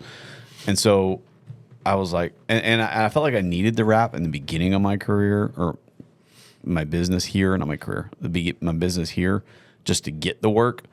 But now I don't feel like it's a value at all. Right. If anything, it's almost a hindrance for me. Like I don't know how many customers it really brings me. Probably, I would say 0 customers, honestly. Like, unless, I mean, there's no, I don't have any metric to measure that.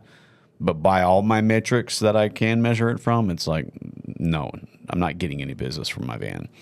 And so I just wanted to pull the wrap off, which allowed my kids to drive it more places, because before there was that liability standpoint of them driving this lettered work thing. And then I think there's also, you're kind of a sitting duck, meaning people think you have expensive work tools in there if you advertise that you have expensive work tools in there. And a PDR guy in these big PDR areas, like if you're going to go to Texas with your vehicle wrapped, lettered all up, you're probably going to get your stuff stole. More than likely. And so I think like there's an insurance liability and then there's like a theft liability, whereas opposed now it just looks like, I'm not saying someone's not going to break in it, but they're not going to break in it thinking that there's expensive tools in there. And without your name and lettering and phone number, it's easier to flip people off on the road too, because they can't call you. They don't know who you are. 100% of that. Winner, chicken dinner. I think I just made up my mind. But I do like the if I were to do it, if I was you, I would do like that ghost letter, I think. Yeah. I mean, you've got a cool color. It's not like it's just like I construction van didn't white. want a white van, right? Yeah. I was bored with white because the Metris is white. My previous Transit Connect, which was the little Ford, right, was white. And so I made that decision. I'm like, I'm not buying a white van. Are magnets out? I think magnets are cheesy. They could be, but they could be done tastefully. Yeah, a business card magnet is like bad, but you could get like die cut big oval ones or something that look right, that match my You could get logo. a cutout of Big Dent Dave. Sure, yeah. I don't know that a magnet's. I think the ghost lettering is probably the right answer. And then it's still low profile. It blends in a little bit, but then if you look closely, you know. Yeah, I like that. That's what I think. Because again, I don't have the metric either to measure. I had a phone call yesterday from a lady. She's like, I saw your van driving around. I've got a weird question. Can you fix refrigerators? Oh boy. Okay. I don't want that phone call. No offense. I'll fix your refrigerator, ma'am, but I don't want that phone call. Right? My business is not geared that way. Yeah. And I can't possibly charge you enough. You won't see the value, right, in charging for a refrigerator door, because refrigerators anymore seem to be a disposable piece, just like our washers and dryers and our telephones, right? Like next thing you know, there's a new one coming out, or this one's broken and it just is not cost effective to go buy a new washer and dryer at Costco, right? You know what I mean? We were sitting here, 3 hours ago, me and James, and I got a phone call from a guy wanting me to fix his refrigerator. Yeah. I'm on the phone with him. He had already called James prior, and James didn't answer it. So James was calling him back While you're on the while phone. I'm on the phone with him. He's sitting right there. Only because it said Springfield, Missouri, and I thought it was someone from A1 calling. And I was like, who? I knew they have a new person, so I never call random numbers back. But I heard the guy's voice on his, and then he said, "This is so and so," and I went, Hold on. He was on click. the phone. I had already hung up on him. I already told him I couldn't fix it, and I was letting him down easy until he saw James calling him. Then he's like, all right, gotta go. And so he kind of got off the phone with me fast to answer it, and then James hung up on him. So it was Why I'm didn't you? embarrassed. You should have just still spoken to him and said, panicked. "No, I refer you over to. Let me refer you to Matt." Oh, Boyette." I should have done that. Hey, listen, Matt just said no. just take this number down real quick. The I panicked. I hung up. The last podcast we did with Stefan, we talked about this whole scenario about refrigerators and all this. And the very next day, I got a call to go work on elevator surrounds, and I went. And I talked the big game about not doing that. And I don't have to do it, and I don't want to do it. And then this guy called me, and I only went because it's a brand new construction. It's a 3-story house on the beach, and they have these stainless steel surrounds that go around the elevator doors, and every one of them had the same dent in the same spot on every floor. And that's the only reason I went, because I was like, okay, there's multiple dents, and the guy sent me some Access videos, and I was like, oh, I could fix these. And so I charged $250 a floor. I went out there and I made $750 on a mobile job. That is like 20 minutes from here, and I spent 2 hours, maybe. When we set out to create our own collision glue, we had 2 goals in mind. Our number 1 priority, make the absolute best collision glue on the planet. Dent Slayer collision glue holds stronger and longer and has everything you need to deliver world-class results on smashed panels. Our second priority, this glue had to absolutely rip for route techs in warm climates. And believe me, it does. It delivers reliable, strong pulls in the heat and keeps you very efficient out there on the streets. Part of our 2-glue system, whatever the weather, Dent Slayer has you covered. This 2-glue system was only made possible through our relationship with Anson. You can find it on their website, as well as the other major leading PDR tool companies' websites. Not bad. So sometimes the stars align, and it's like, okay, that's not bad. Most of the time, it's never that. Yeah. It's always some refrigerator that. Well, the refrigerator, the facade is so thin. Yeah. Right. I mean, even if you poke a little hole or come in through the insulation in that, the shelving unit, or it's thin, and it doesn't. Back to the conversation, right, between that Mercedes metal and today's thin metal. Oh God. Yeah. You're just poking small. Smallest push gives you a high, and it's just not. It's not the business model I want. I'm not going to go chasing everybody's refrigerator dents. And the hard thing about stainless, and I don't know if you guys saw it on Facebook or Instagram, but Corey Bender, dude. So I've done some aluminum tanks where you have to metal finish it because this was so cool. Because PDR doesn't translate well on bare metal. Yeah. It pricks up easy, and it's hard to tap down without leaving scuffs. Yeah. Like, it's just almost impossible. So like on the elevators I did, I was really limited by like every push has to count, because I can't tap anything, or it's gonna mess up the finish, and I can't charge. So that's kind of the Achilles heel of working on stainless, is your lack of ability to really fine tune it, tap it, maybe sand it or buff it or polish it, whatever. Like it's almost doesn't. And he just metal worked that Tesla, which was so sick. Was so sick to see him do. Yeah. Because I saw the original post with the original repair, and I knew the limitations. I'm like, well, I mean, you can't really finish it cleanly like you can a painted car, which is kind of weird. And the fact that he went back at it was so killer. I'm super impressed, obviously, by the technical ability to do it, but more so than the technical ability was just him saying, I'm going to freaking fix this car. And he ordered the paper and got it all up, and then he did the metal finish work, and that thing looked glass. He's top notch. I was so happy that our industry did that. Like, And you could see every single dent guy that's online commented, "Holy crap, that was awesome! That was awesome!" Like full every single person, and I did too. Like, dude, that was awesome. I think that moved the goalpost a little bit for us in a good way. I haven't had a Cybertruck come in here yet that's asked me to fix a dent on it. So I would love. But I've always thought about, like, man, like I'm just limited by the finish. Like, you could, And so that was just 100% like the perfect step in the right direction to be able to solve that problem. It's just problem solving. He figured it out. He solved that problem, which was so sick. Yeah. Very Super cool. happy about that. Corey, you are welcome on the show anytime. Come on down. Come on down. Bring your file. Bring your file. Yeah. Dave, are you going to PDR Expo? I am. Okay. Are you going to be You wearing teaching anybody's anything? shirt? What are you doing there? You working for anybody? I am going to be part of the welcoming committee on Friday morning.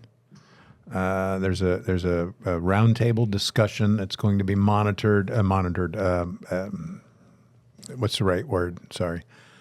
Moderated. Moderated. Thank you. Yeah, I've got a little brain fog. Moderated by I believe by Keith Cosentino, and so I'm a part of that. I'm fortunate to be asked. And then I also apparently am a judge for the PDR trials. Okay. I am not working currently for anyone, but I am, if anyone needs help, I'm more than happy to be a utility player, which oftentimes happens anyway, you know, through setup and tear down and just because we are and know everybody, right? Like, you know, sometimes you just get drawn in, right? Like, you know, here's a good example. I'm going to pick on them, and I don't mean to. It's not really picking, but like Anson, right? They generally don't stay on site at the venue, right? They have a different location where they stay, and so I don't know if it was last year. I can't remember if it was last year or the year before. And one of the vehicles, Christina and whoever was riding with her in the big Suburban was late because traffic and so on and so forth, right? And so I think Craig was there, and he's like, you know, hey Dave, I got nobody in the booth with me. Can you help? Sure, absolutely. Right, jump right in, right? Keep an eye on things, make sure nobody's stealing. Ask, help, figure it out. Hey, listen, we'll take your money later, whatever, right? You know, so you can be that utility player because we know the people and they trust us, right? Which is an amazing position to be in. But so as of right now, I'm judge and I'm a welcoming party and judge. Okay. And then if anybody needs anything, now Chris, who we've just discussed at length today for the opening story of the show, Chris is trying to make it, which I think is good. I'd like to see him attend. And that would be his first show. It's a good intro show. I think it's close to home for us. It's a 4-hour drive for him, and 4 hours. And then he can make the decision if he wants to then move up and come to Orlando for the show. Then in the winter. But yeah, I will be there. Are you guys coming? Can you tell more real quick about the class that you're doing, the thing, like the welcoming party? What is that? I don't know all the details yet now, and I don't want to mislead or miscomment, but there's an open forum discussion. I think there's 6 or 8 of us on the panel, and it's being moderated again, best of my knowledge, by Keith Cosentino. I was asked by MTE to do a couple of things that was then superseded and intervened on, and like the direction of what this opening sort of welcoming meeting has changed. It's changed and probably will continue to evolve a little bit until the day of, quite honestly, right?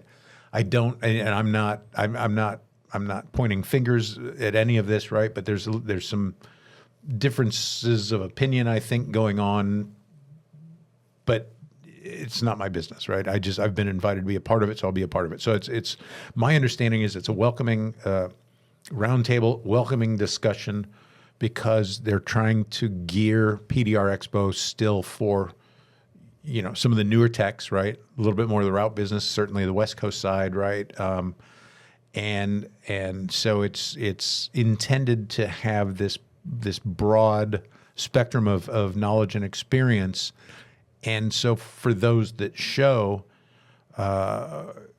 They need to be in attendance, but they're free to ask, to participate, to be a part of this open discussion and welcoming group to introduce, and help guide through PDR and a career and the knowledge, the training, the shows, right? The everything that goes with the trade shows that go on in our industry, right? And so that's what I know of it for today.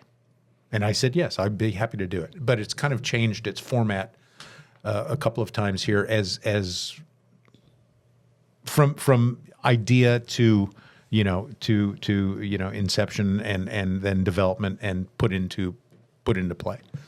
So I don't know enough about it yet. But look, I'll pivot and go and do, right? Because that's what we do. We'll problem solve. That's right. We'll problem solve on Friday morning at 0800. Do you have any tips for somebody going to Las Vegas for the first time? Vegas tips. Fly first class. Okay. Fly first class. That's always your tip. I like, it's a new venue, right, at the Rio. The Rio's been remodeled. It's been acquired by Hyatt Corporation.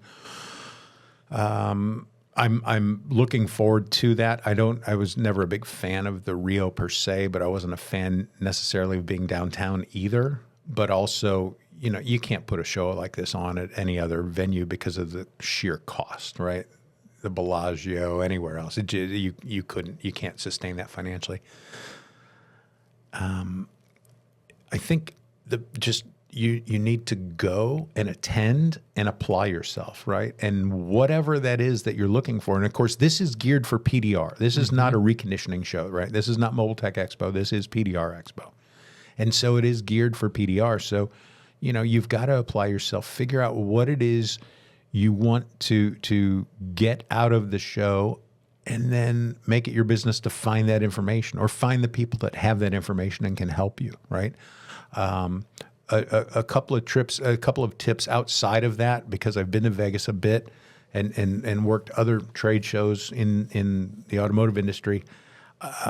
Enjoy your time there, right? Enjoy. It's going to be hot. It's September. It's dry climate in Las Vegas. So drink plenty of water, stay hydrated. You're not far from Chinatown, which is on Spring Mountain Road. Great place to eat off the Strip. Prices are a fraction of what they are on the Strip. We're not even on the Strip anyway, because the Rio's not on the Strip. It's even on the other side of the highway. The Rio should be fantastic. I think with the remodeling, everything going on. But you're not far from Chinatown. There's phenomenal restaurants there. I really enjoy eating off of the Strip. Now, hypothetically, this is where I want to hear. I want to hear what are some good places to eat off Strip. Well, one of the greatest ones that's a little local place is called Herbs and Rye. Mm-hmm. And that's on our side of town. It's a little bit north of us. Herbs and Rye is a steakhouse, but like an Italian steakhouse. They've got phenomenal food. The prices are a fraction of what they are on the Strip. There's another place inside the Palace Station Casino called the Oyster Bar, and it's open 24 hours. Ooh.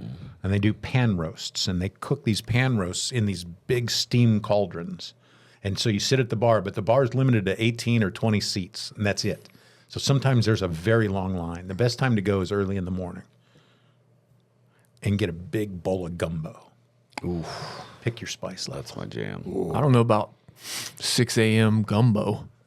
If you're getting up to go fix dents at 6, you might as well eat some gumbo. Well, Vegas never sleeps. That's the difference. That's true. Yeah. I like Izakaya Go, which is a Japanese izakaya. Izakaya means like bar, but they serve food. Yeah. Izakaya Go is very good. I've eaten there. You ever ate at the Lowry's there? I've eaten at Lowry's. That's on the other side of the Strip from where we are on Hughes Parkway. Lowry's. Seasoning salt people? Lowry's is the seasoning salt people. Yeah. They have their own restaurant. They've for years, and all they serve is prime rib. Now they've changed the menu a little bit, and they've added a ribeye and added some lobster tails. I used to eat at Lowry's in Chicago, and they closed down in Chicago because Chicago is just not favorable for doing business any longer, right? But Lowry's has a flagship shop in Beverly Hills. They had a restaurant in Dallas for a while. They've got one in Vegas. I think they've got some internationally, Indonesia, Jakarta, something like that. But it is the seasoned salt people. They also sold their salad dressing that you could formerly only get in the restaurant, and you still have to. I think you have to buy it online. But yeah, it's the seasoning salt, people. Wow. And they do tableside carving of prime rib. It's really good. And the Vegas location is still very good. I ate at the Dallas location a few years ago, and I was kind of not so excited. We ate the Vegas one last year. My in-laws came to the PDR Expo. Yeah. And we went there one night, and they have these big the big stainless carts with dents in them. stainless carts. We should get a job at Lowry's fixing dents. Wow.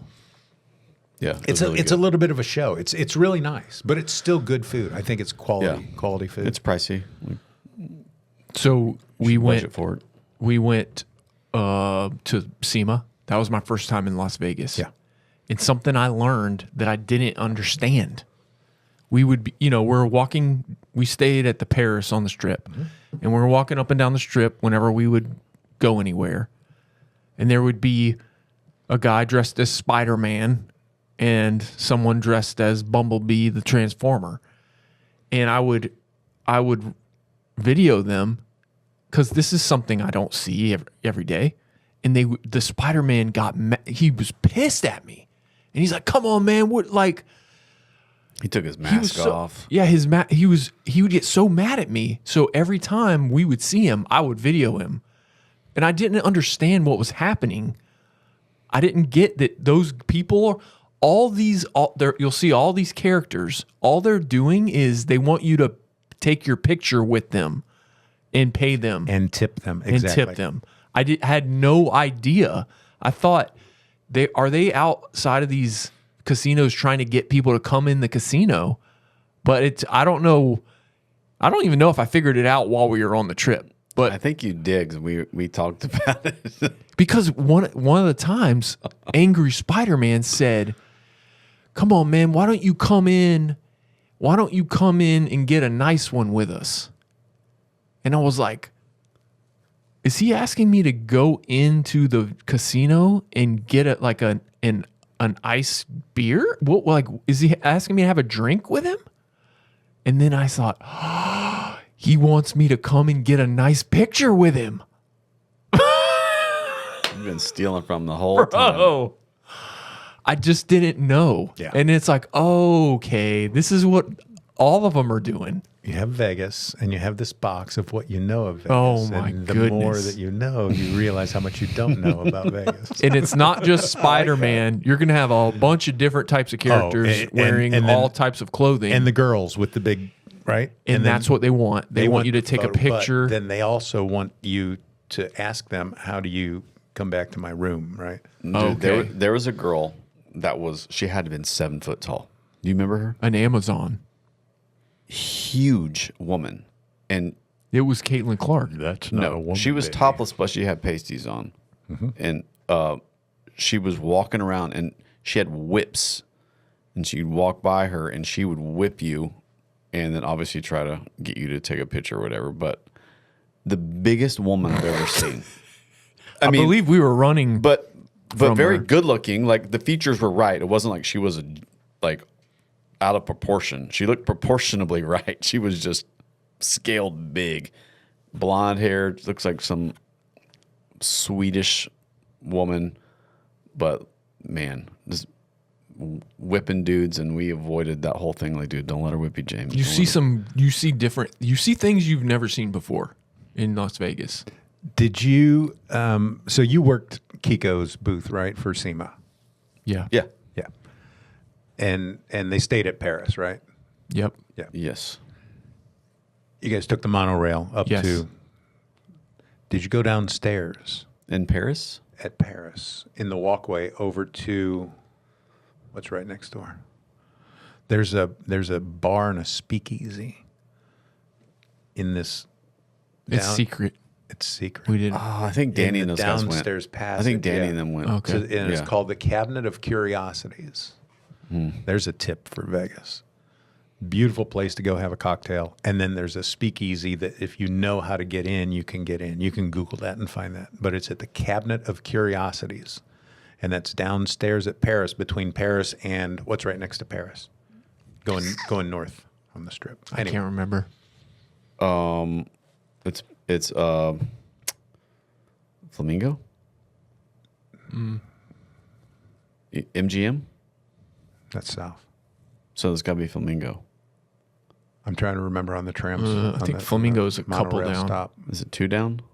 I think so. Anyway, I can't remember. you go into Paris, you go downstairs, you go down that corridor past all the restaurants, and then you go down, and then you're in the tunnel, and that's where that is. It's a hidden little spot. It's a neat little spot. Cool. There is a I hear that at the Rio there's a hidden wine bar and cellar downstairs somewhere at the Rio. I think that's kind of a new addition. You know, a lot of these places have these underground mazes and hidden rooms and so on, right? And they're built that way, right? And I think some of that's fascinating. And if you talk to your phone, it'll start playing those reels for you on Facebook, right? Because the phone's listening all the time. Have you ever been in the Tesla tunnel? I've not. That one I've not had the opportunity to do.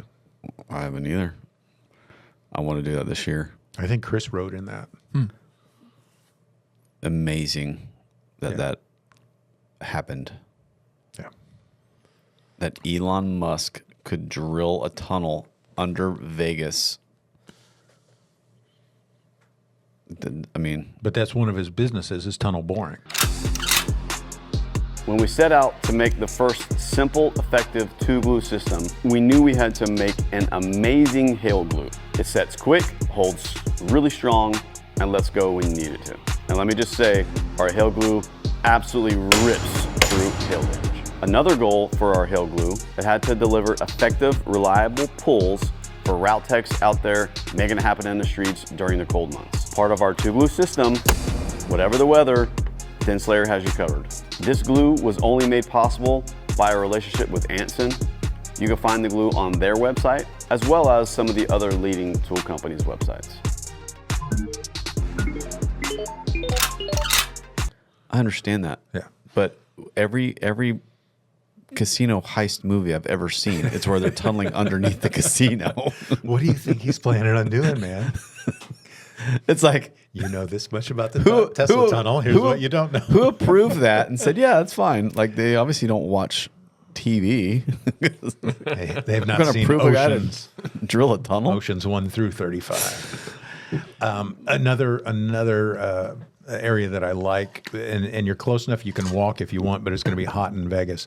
I do like the Bellagio, and I do like the bar. So inside the Bellagio, there's an artist named Dale Schaulat, and he's got all the glass flowers on the ceiling at the Bellagio, and the bar right there is called Petrosian, Petrossian, Petrosian Bar. And that's a great little spot to people watch, listen to some live piano music, but you're under this artwork, and it's just for me it's peaceful. Yes, it's busy, it can get a little bit loud, but it's really a nice little place to hang out. And then they do, because I'm married to a Brit, they do high tea service. It's kind of pricey, but it is what it is. You're a captive audience there in Vegas. But I really like Chinatown to go and eat. That's a great tip. Herbs and Rye, which is off the Strip, phenomenal local place.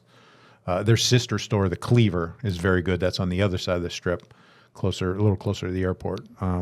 If you stay on the Strip, just everything is so expensive. Yes, yeah. Best value restaurant on the Strip is in Paris, Mon Ami Gabi.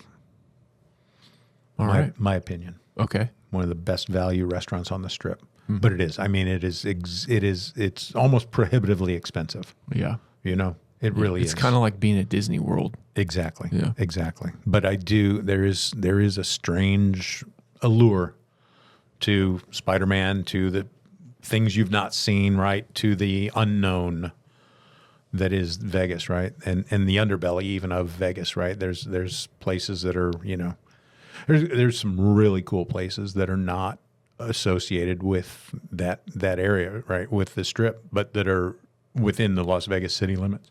Amazing places, right? And you've got places you can go, right? You can get to the Hoover Dam and see that. That's an incredible sight to behold if you've not been to the Hoover Dam and walked across it. And going out to the Red Rocks, going the other way. So when you see the mountains in the background on the other end of the Strip, right?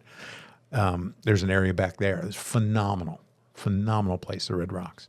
And there's, it's not just Sin City. There's more to it. But I really have kind of, over the years, really kind of taken a liking and just kind of sought out and researched and looked at a lot of things, and done. But then also been appointed to do some things too, and make dinner reservations and get guys set in the right direction and things like that with Kiko and for SEMA and that whole thing. Just SEMA is just a huge undertaking. Like now is when you need to make reservations for November, right, for dinner reservations. And most places are they're not even taking reservations yet. But you've got to start thinking like that, especially when you bring a group of like 10 people or 12 people, to a booth that's working a full show, and that's a grind. To be on your feet at that show, right? Yeah. To get up, Insane. to ride the monorail, to be there all day on your feet, to stand in line to get on the monorail, to come back to your hotel, to then be like, hey, well, we'll see you back down here in 30 minutes for dinner, right? I mean, it was tough. That's a tough 4 days. That's a tough show, right? Which, PDR Expo is a walk in the park, 2 days, and come and go as you need, and low key, and not 300,000 people. Right? Have you been to the Sphere yet? No. We did. Not been inside. We got to go. Yeah. It's super. What'd you see? Wizard of Oz. Nice. It was very cool. Yeah. I had all the reasons why I didn't want to go see it. I was like, I've seen Wizard of Oz. You've been trained. And then you go there and you see it, and it's different. Yeah. So I hear they pump air in and all that. And was that not true? For the Wizard of Oz, what like do you mean? Like when the tornado's running. Well, they have fans. Yeah. They have these fans that come up, and they become a part of the experience. Mm-hmm. Yeah. And there's like tissue paper leaves that blow, and there's styrofoam apples or foam apples that fall. It's very interactive. Yeah. There's flying monkeys that are drones, but it's like an inflatable monkey with a drone attached to it. Right. That when the flying monkey scenes come, they fly out over the crowd. You really have a hard time depicting what's on the screen or what's in real life because of the way that. I mean, when you're sitting, you lose your perception in something like that. Well, it's ultimate peripheral. It goes beyond your peripheral, so you don't see where anything stops, and the way that it's shaped, it's like the way it's formatted. It looks legit. Like you forget that you're in this thing. But it's super cool. Like, I mean, that's something that I'm so glad that man was able to build. Yeah. Like, it's super cool. It's very steep. Like, I would not drink if I go there because one misstep and you're going down. Like, I don't know how it passes.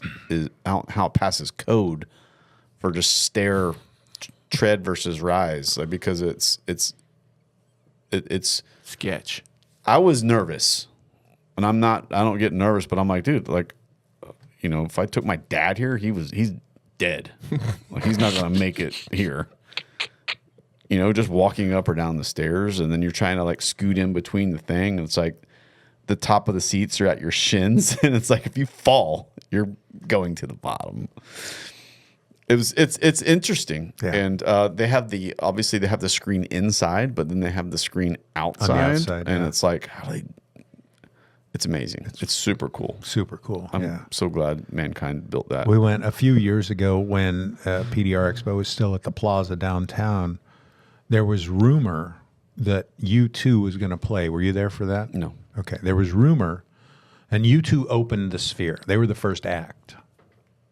And there was rumor that U2 was going to play on a flatbed trailer in front of the Plaza Hotel. And so I'm out to dinner with Jack Bucknell and Gene Fetty, and we get a text that, hey, a hotel concierge says that they heard from the official YouTube fan club that Bono and The Edge and everybody, Larry Mullins, are going to be on a flatbed trailer, and they're going to play in front of the Plaza tonight. Well, boys, let's hurry up and eat and get back to the Plaza. And so when we were leaving, and we took an Uber to the restaurant where we went to, when we were leaving, there were a couple of big banks of speakers outside on the sidewalk. Well, that's kind of weird. Okay. Then we get this information while we're at dinner. So then we rush back to the hotel, And sure enough, Las Vegas police have closed down the main street in front of the hotel. They've got big trucks coming in with barriers and like portable fencing, right, and that kind of thing. Maybe this is real. So we stay and we hang out, and Fremont Street tees right into the plaza right there. And so we're just hanging out and having a couple of drinks and waiting. But we're kind of like capturing good standing room only seats, right? And they're supposed to play at like 10 o'clock, right? Well, it's rock and roll. Nothing's going to start on time. And it gets kind of late. And sure enough, about the time we're all just like, this is bullshit. Sure enough, a couple blocks down, here comes this semi out and turns and comes down, and they start playing their new song, which is about Las Vegas, for opening the Sphere. And it was called, I can't remember what the song was called. But they did their video in front of the Sphere with everybody. And it was so cool. So we got like this free U2 show, right? Wow. They did the one song 2 or 3 times. They did 2 or 3 takes, right? But they had the video trucks with the booms and all this stuff, right? And there was more police out there than you could shake a stick at. Absolutely incredible experience, right? And that was just dumb luck and timing. Right place, right time. We got the right information, and we were there. Like I've got video on my phone. It is front row. I mean, not even to the front door here. To the tractor trailer. And there was a little bit of room, right? And then they let some of the fan club groupies go up to the trailer. But right there, I mean, right there. It was awesome. It was like being in front row at a concert, Wow. It was really cool. And that was just a one-off experience, right? You just got lucky, right? Right place, right time. I kind of, and things like that make, what you hear about Vegas and Sin City and all the mobsters and all the rest of it, right? You hear all these stories, you see the travel, and the lure and that old culture, but then you run into something like that, and it's really a cool experience. Yeah. Just, a one-off. Yep. A one-off. I'm like, oh, wow. That's cool. Matt, you're teaching a class? As far as I know, What are you teaching? the importance of utilizing tap-up method. So tapping up from the backside of the panel. I think it's an underutilized skill in our industry that could be used more. So Without question. I'm going to kind of give a introductory on how to kind of get started, the tools used, kind of the thought process, some of the techniques, some application, where to use it, how to use it, when to use it, why to use it, all those kind of things. So just trying to get guys thinking a little bit outside the box, and not just so locked into that they have to push it with a tool and a hook. There's other ways out there, and you should expand your knowledge in these areas and learn how to do it. Yeah. I mean, it's terribly effective on those, at the bottom of a quarter panel where it makes that 90. Yeah. And especially if it's in and you need to set a line back, right? You've got to have something to strike and give a little oomph to get that 90-degree edge at the bottom of the quarter panel at the bumper cover back, right? And other than that, it's a grind and a dig, right? You get in with a tool and you push the bulk out, but then you have to get in something much smaller, sharper to fit into that angle, and then you grind, right? And you just struggle and you pickle and you mush and you get it there and you sand it and you make it right. It's a grind. It's a grind. It's all a grind. And But you're 100% right. I think that that technique is very valuable. And it's underutilized, especially Without question. with new guys coming in. Like, no one's teaching guys to do that unless you're Brazilian or Mexican or some foreigner who does that because that's the way we do it. But American PDR guys aren't learning that. Yeah. No one's demonstrating it. No one's showing how to do it. And I think we're missing a huge component that is there, which is utilize that ability to do that. Right. Well, think about the evolution, right? From going from pushing high spots down to knocking down, and old school knockdowns were golf tees, right? And then evolved into knockdowns into blending hammers, right? And just absolutely sometimes not even using a knockdown, right? Now you've gotten good controlling your hammer, blending. Truck bedside. With the knock-up procedure. Did we just coin a new phrase? knock down, knock up, whatever you want to term that, right? That utilizing that force to move the metal, right? Same idea, right? But that evolution through it. But you're right, it's not used enough, and I think, you guys probably still hear it. Oh yeah, I'm not fixing a truck bedside. Why not? There's a way, right? Let's unlock the puzzle. Let's figure it out. So that's a very good technical class, I think. Yeah. Pro tip: attend Matt's class at PDR Expo. I use it when I can. Yeah. I use that method. If it's You can't available, always. You don't have the room all the time to Not swing all a the time. hammer, but right, like that's a good one. If it's available, I do it. And something interesting, just kind of note about it, is if you think about how a dent gets created, it's usually from an impact. Very, very rarely is it from the slow pressure. It's usually from something hitting it, striking it, creates the dent.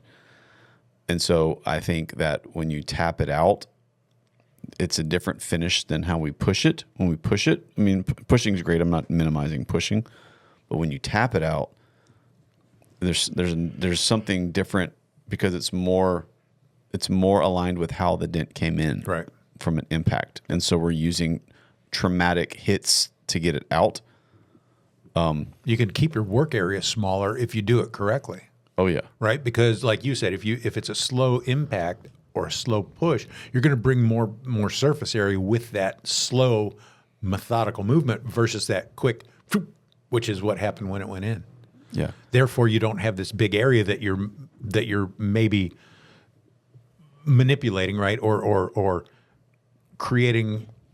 I don't want to say damage, but you're making this slow, methodical push to try and get the impact that was fast out. But now you're raising an entire area that you're going to have to still work a bigger area. So like you could cut down your work area size with this, right? Does that make sense? 100%. Like we know this, right? But like, I think it's unfair to say that pushing and tapping up are apples and apples. They're not exactly the same. No. Maybe we can get to the same point. That's fair, but they're different. Yeah. In the same way that you could say pushing a high spot down is different than tapping a high spot down. Mm-hmm. It's the exact same thing. We're just doing it from the other side of the panel. Yeah. And so you can understand now that like if I push a high spot down, I'm going to get a different result than if I tap a high spot down. And now let's just take that same logic and just flip it over yeah. and say, are we going to push a dent or a high spot or tap it? So there's something to it. And I'm not saying that like we have to sell our tools and everybody start tapping up, but I'm saying just learn it. Yeah. Why wouldn't you learn it? The one thing I know is the dent went in faster than it came out. Yep. Yeah. That's usually always the case. That's the fact. Yeah. Dave, is there? Are you going to Vegas? Yes. Are you bringing your video camera? Yes. I'm surprised. You are. That's shocking.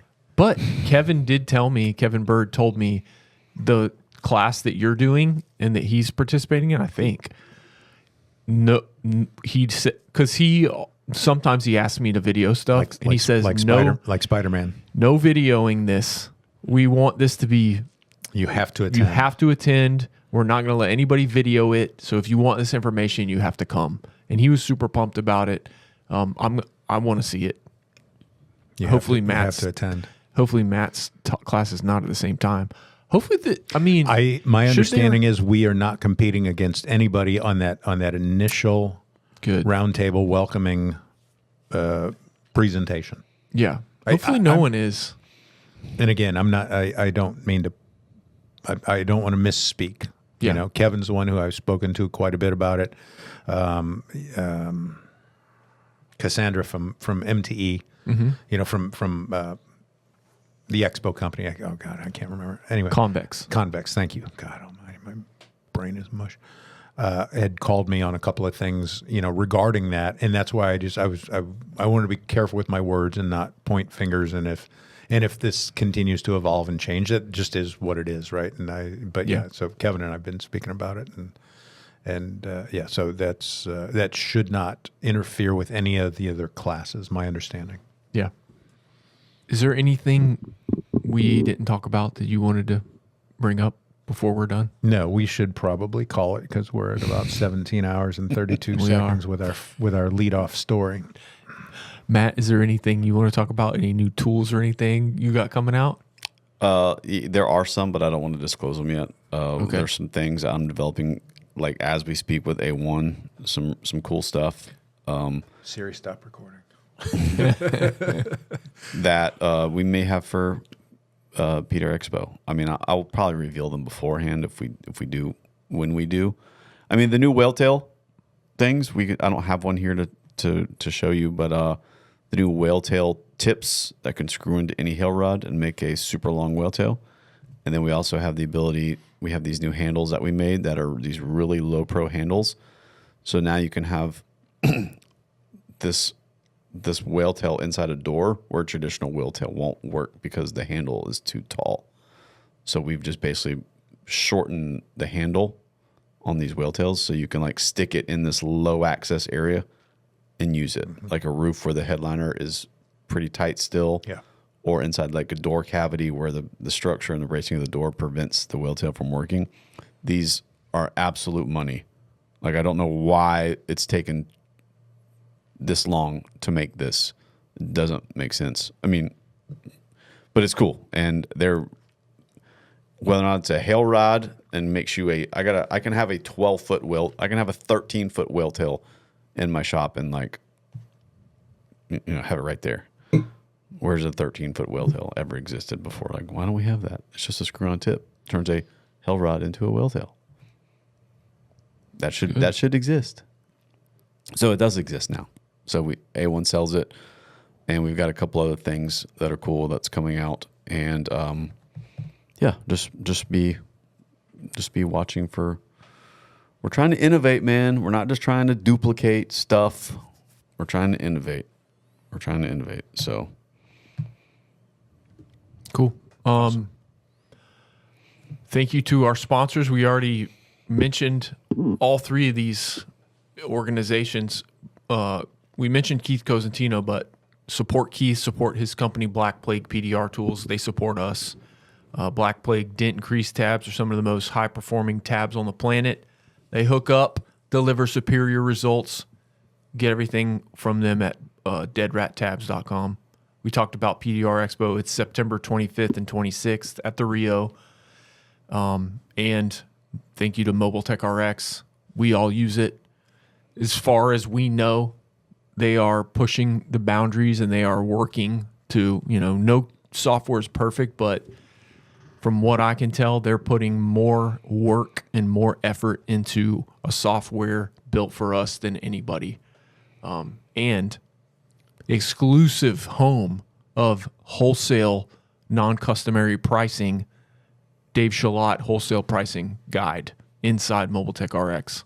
One of the many awesome features. And Eric is supposed to come on the show. I talked to him the other day. Set up and it's a tentative. Okay. He's busy with events, and I mean he genuinely wants to come. It's just aligning the schedules. So as long as the schedules align, we were talking like September, October, that he's gonna come in and I get my wish, which is the personal tutorial for Mobile Tech Expo, right? Mobile Tech RX. Mobile Tech RX. We can get you a personal tutorial for Mobile Tech Expo also. Who are you going to get to do that? Huh? Who? Sheldon. Oh, yeah. Or Kevin Bird. Yeah, no, that'll be You got to hold his hand though. That'll be a great podcast to have Eric on. Like, he's the developer, and he still helps run Mobile Tech RX. yeah. And that dude is passionate about his product. I will say that. I mean, I don't know a lot about him, and I haven't spent a lot of time with him, but the time that what I do know about him and the time I have spent about him is he loves his product. And so whatever your opinion of him is, please wrap it around with that, what I just said, because that is true of him. Like he loves that thing. That's his baby. And so we want him to come here and talk about it and tell us all about his story, how he came up with it, like all that, and where it's going, what he's doing with it. Because there are some big things coming out with it.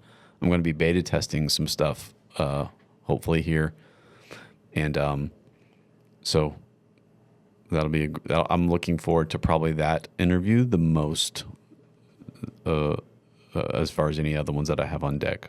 That'll be a really good one to have. So very valuable for all you guys too. I'm sure he will be at PDR Expo, and I'm sure Keith will be there with Black Plague PDR tools. Yeah. He always has a booth. Cool. Dave, Thanks for having me, guys. thank you so much for coming back. So good to be here. You granted Kelly's birthday wish to have another podcast with Big Dent Dave. Yeah. It's probably your story and your voice. It's probably both. I don't think it's either. He or. knows how to tell a story. He does not. He but knows it's how the, to use. But the voice. Yes, It's he's the- skillful in his voice, his cadence, his whispers. You're highly manipulative for that thing. Do it. Thanks for having me, guys. Thanks for coming, man. I appreciate you. Thanks for making it. Of course. Enjoy your wedding Anytime. tomorrow, your festivities. Yep. Should be fun. And the party tonight. Should be fun. Little party tonight. Irish bar. All right. There you go. See how that works out. Thank you, Marcio. Yep. See y'all next time. See you guys. The Dent Slayer, Matt Boyette. Thank you so much for being here. She's smooth, boys.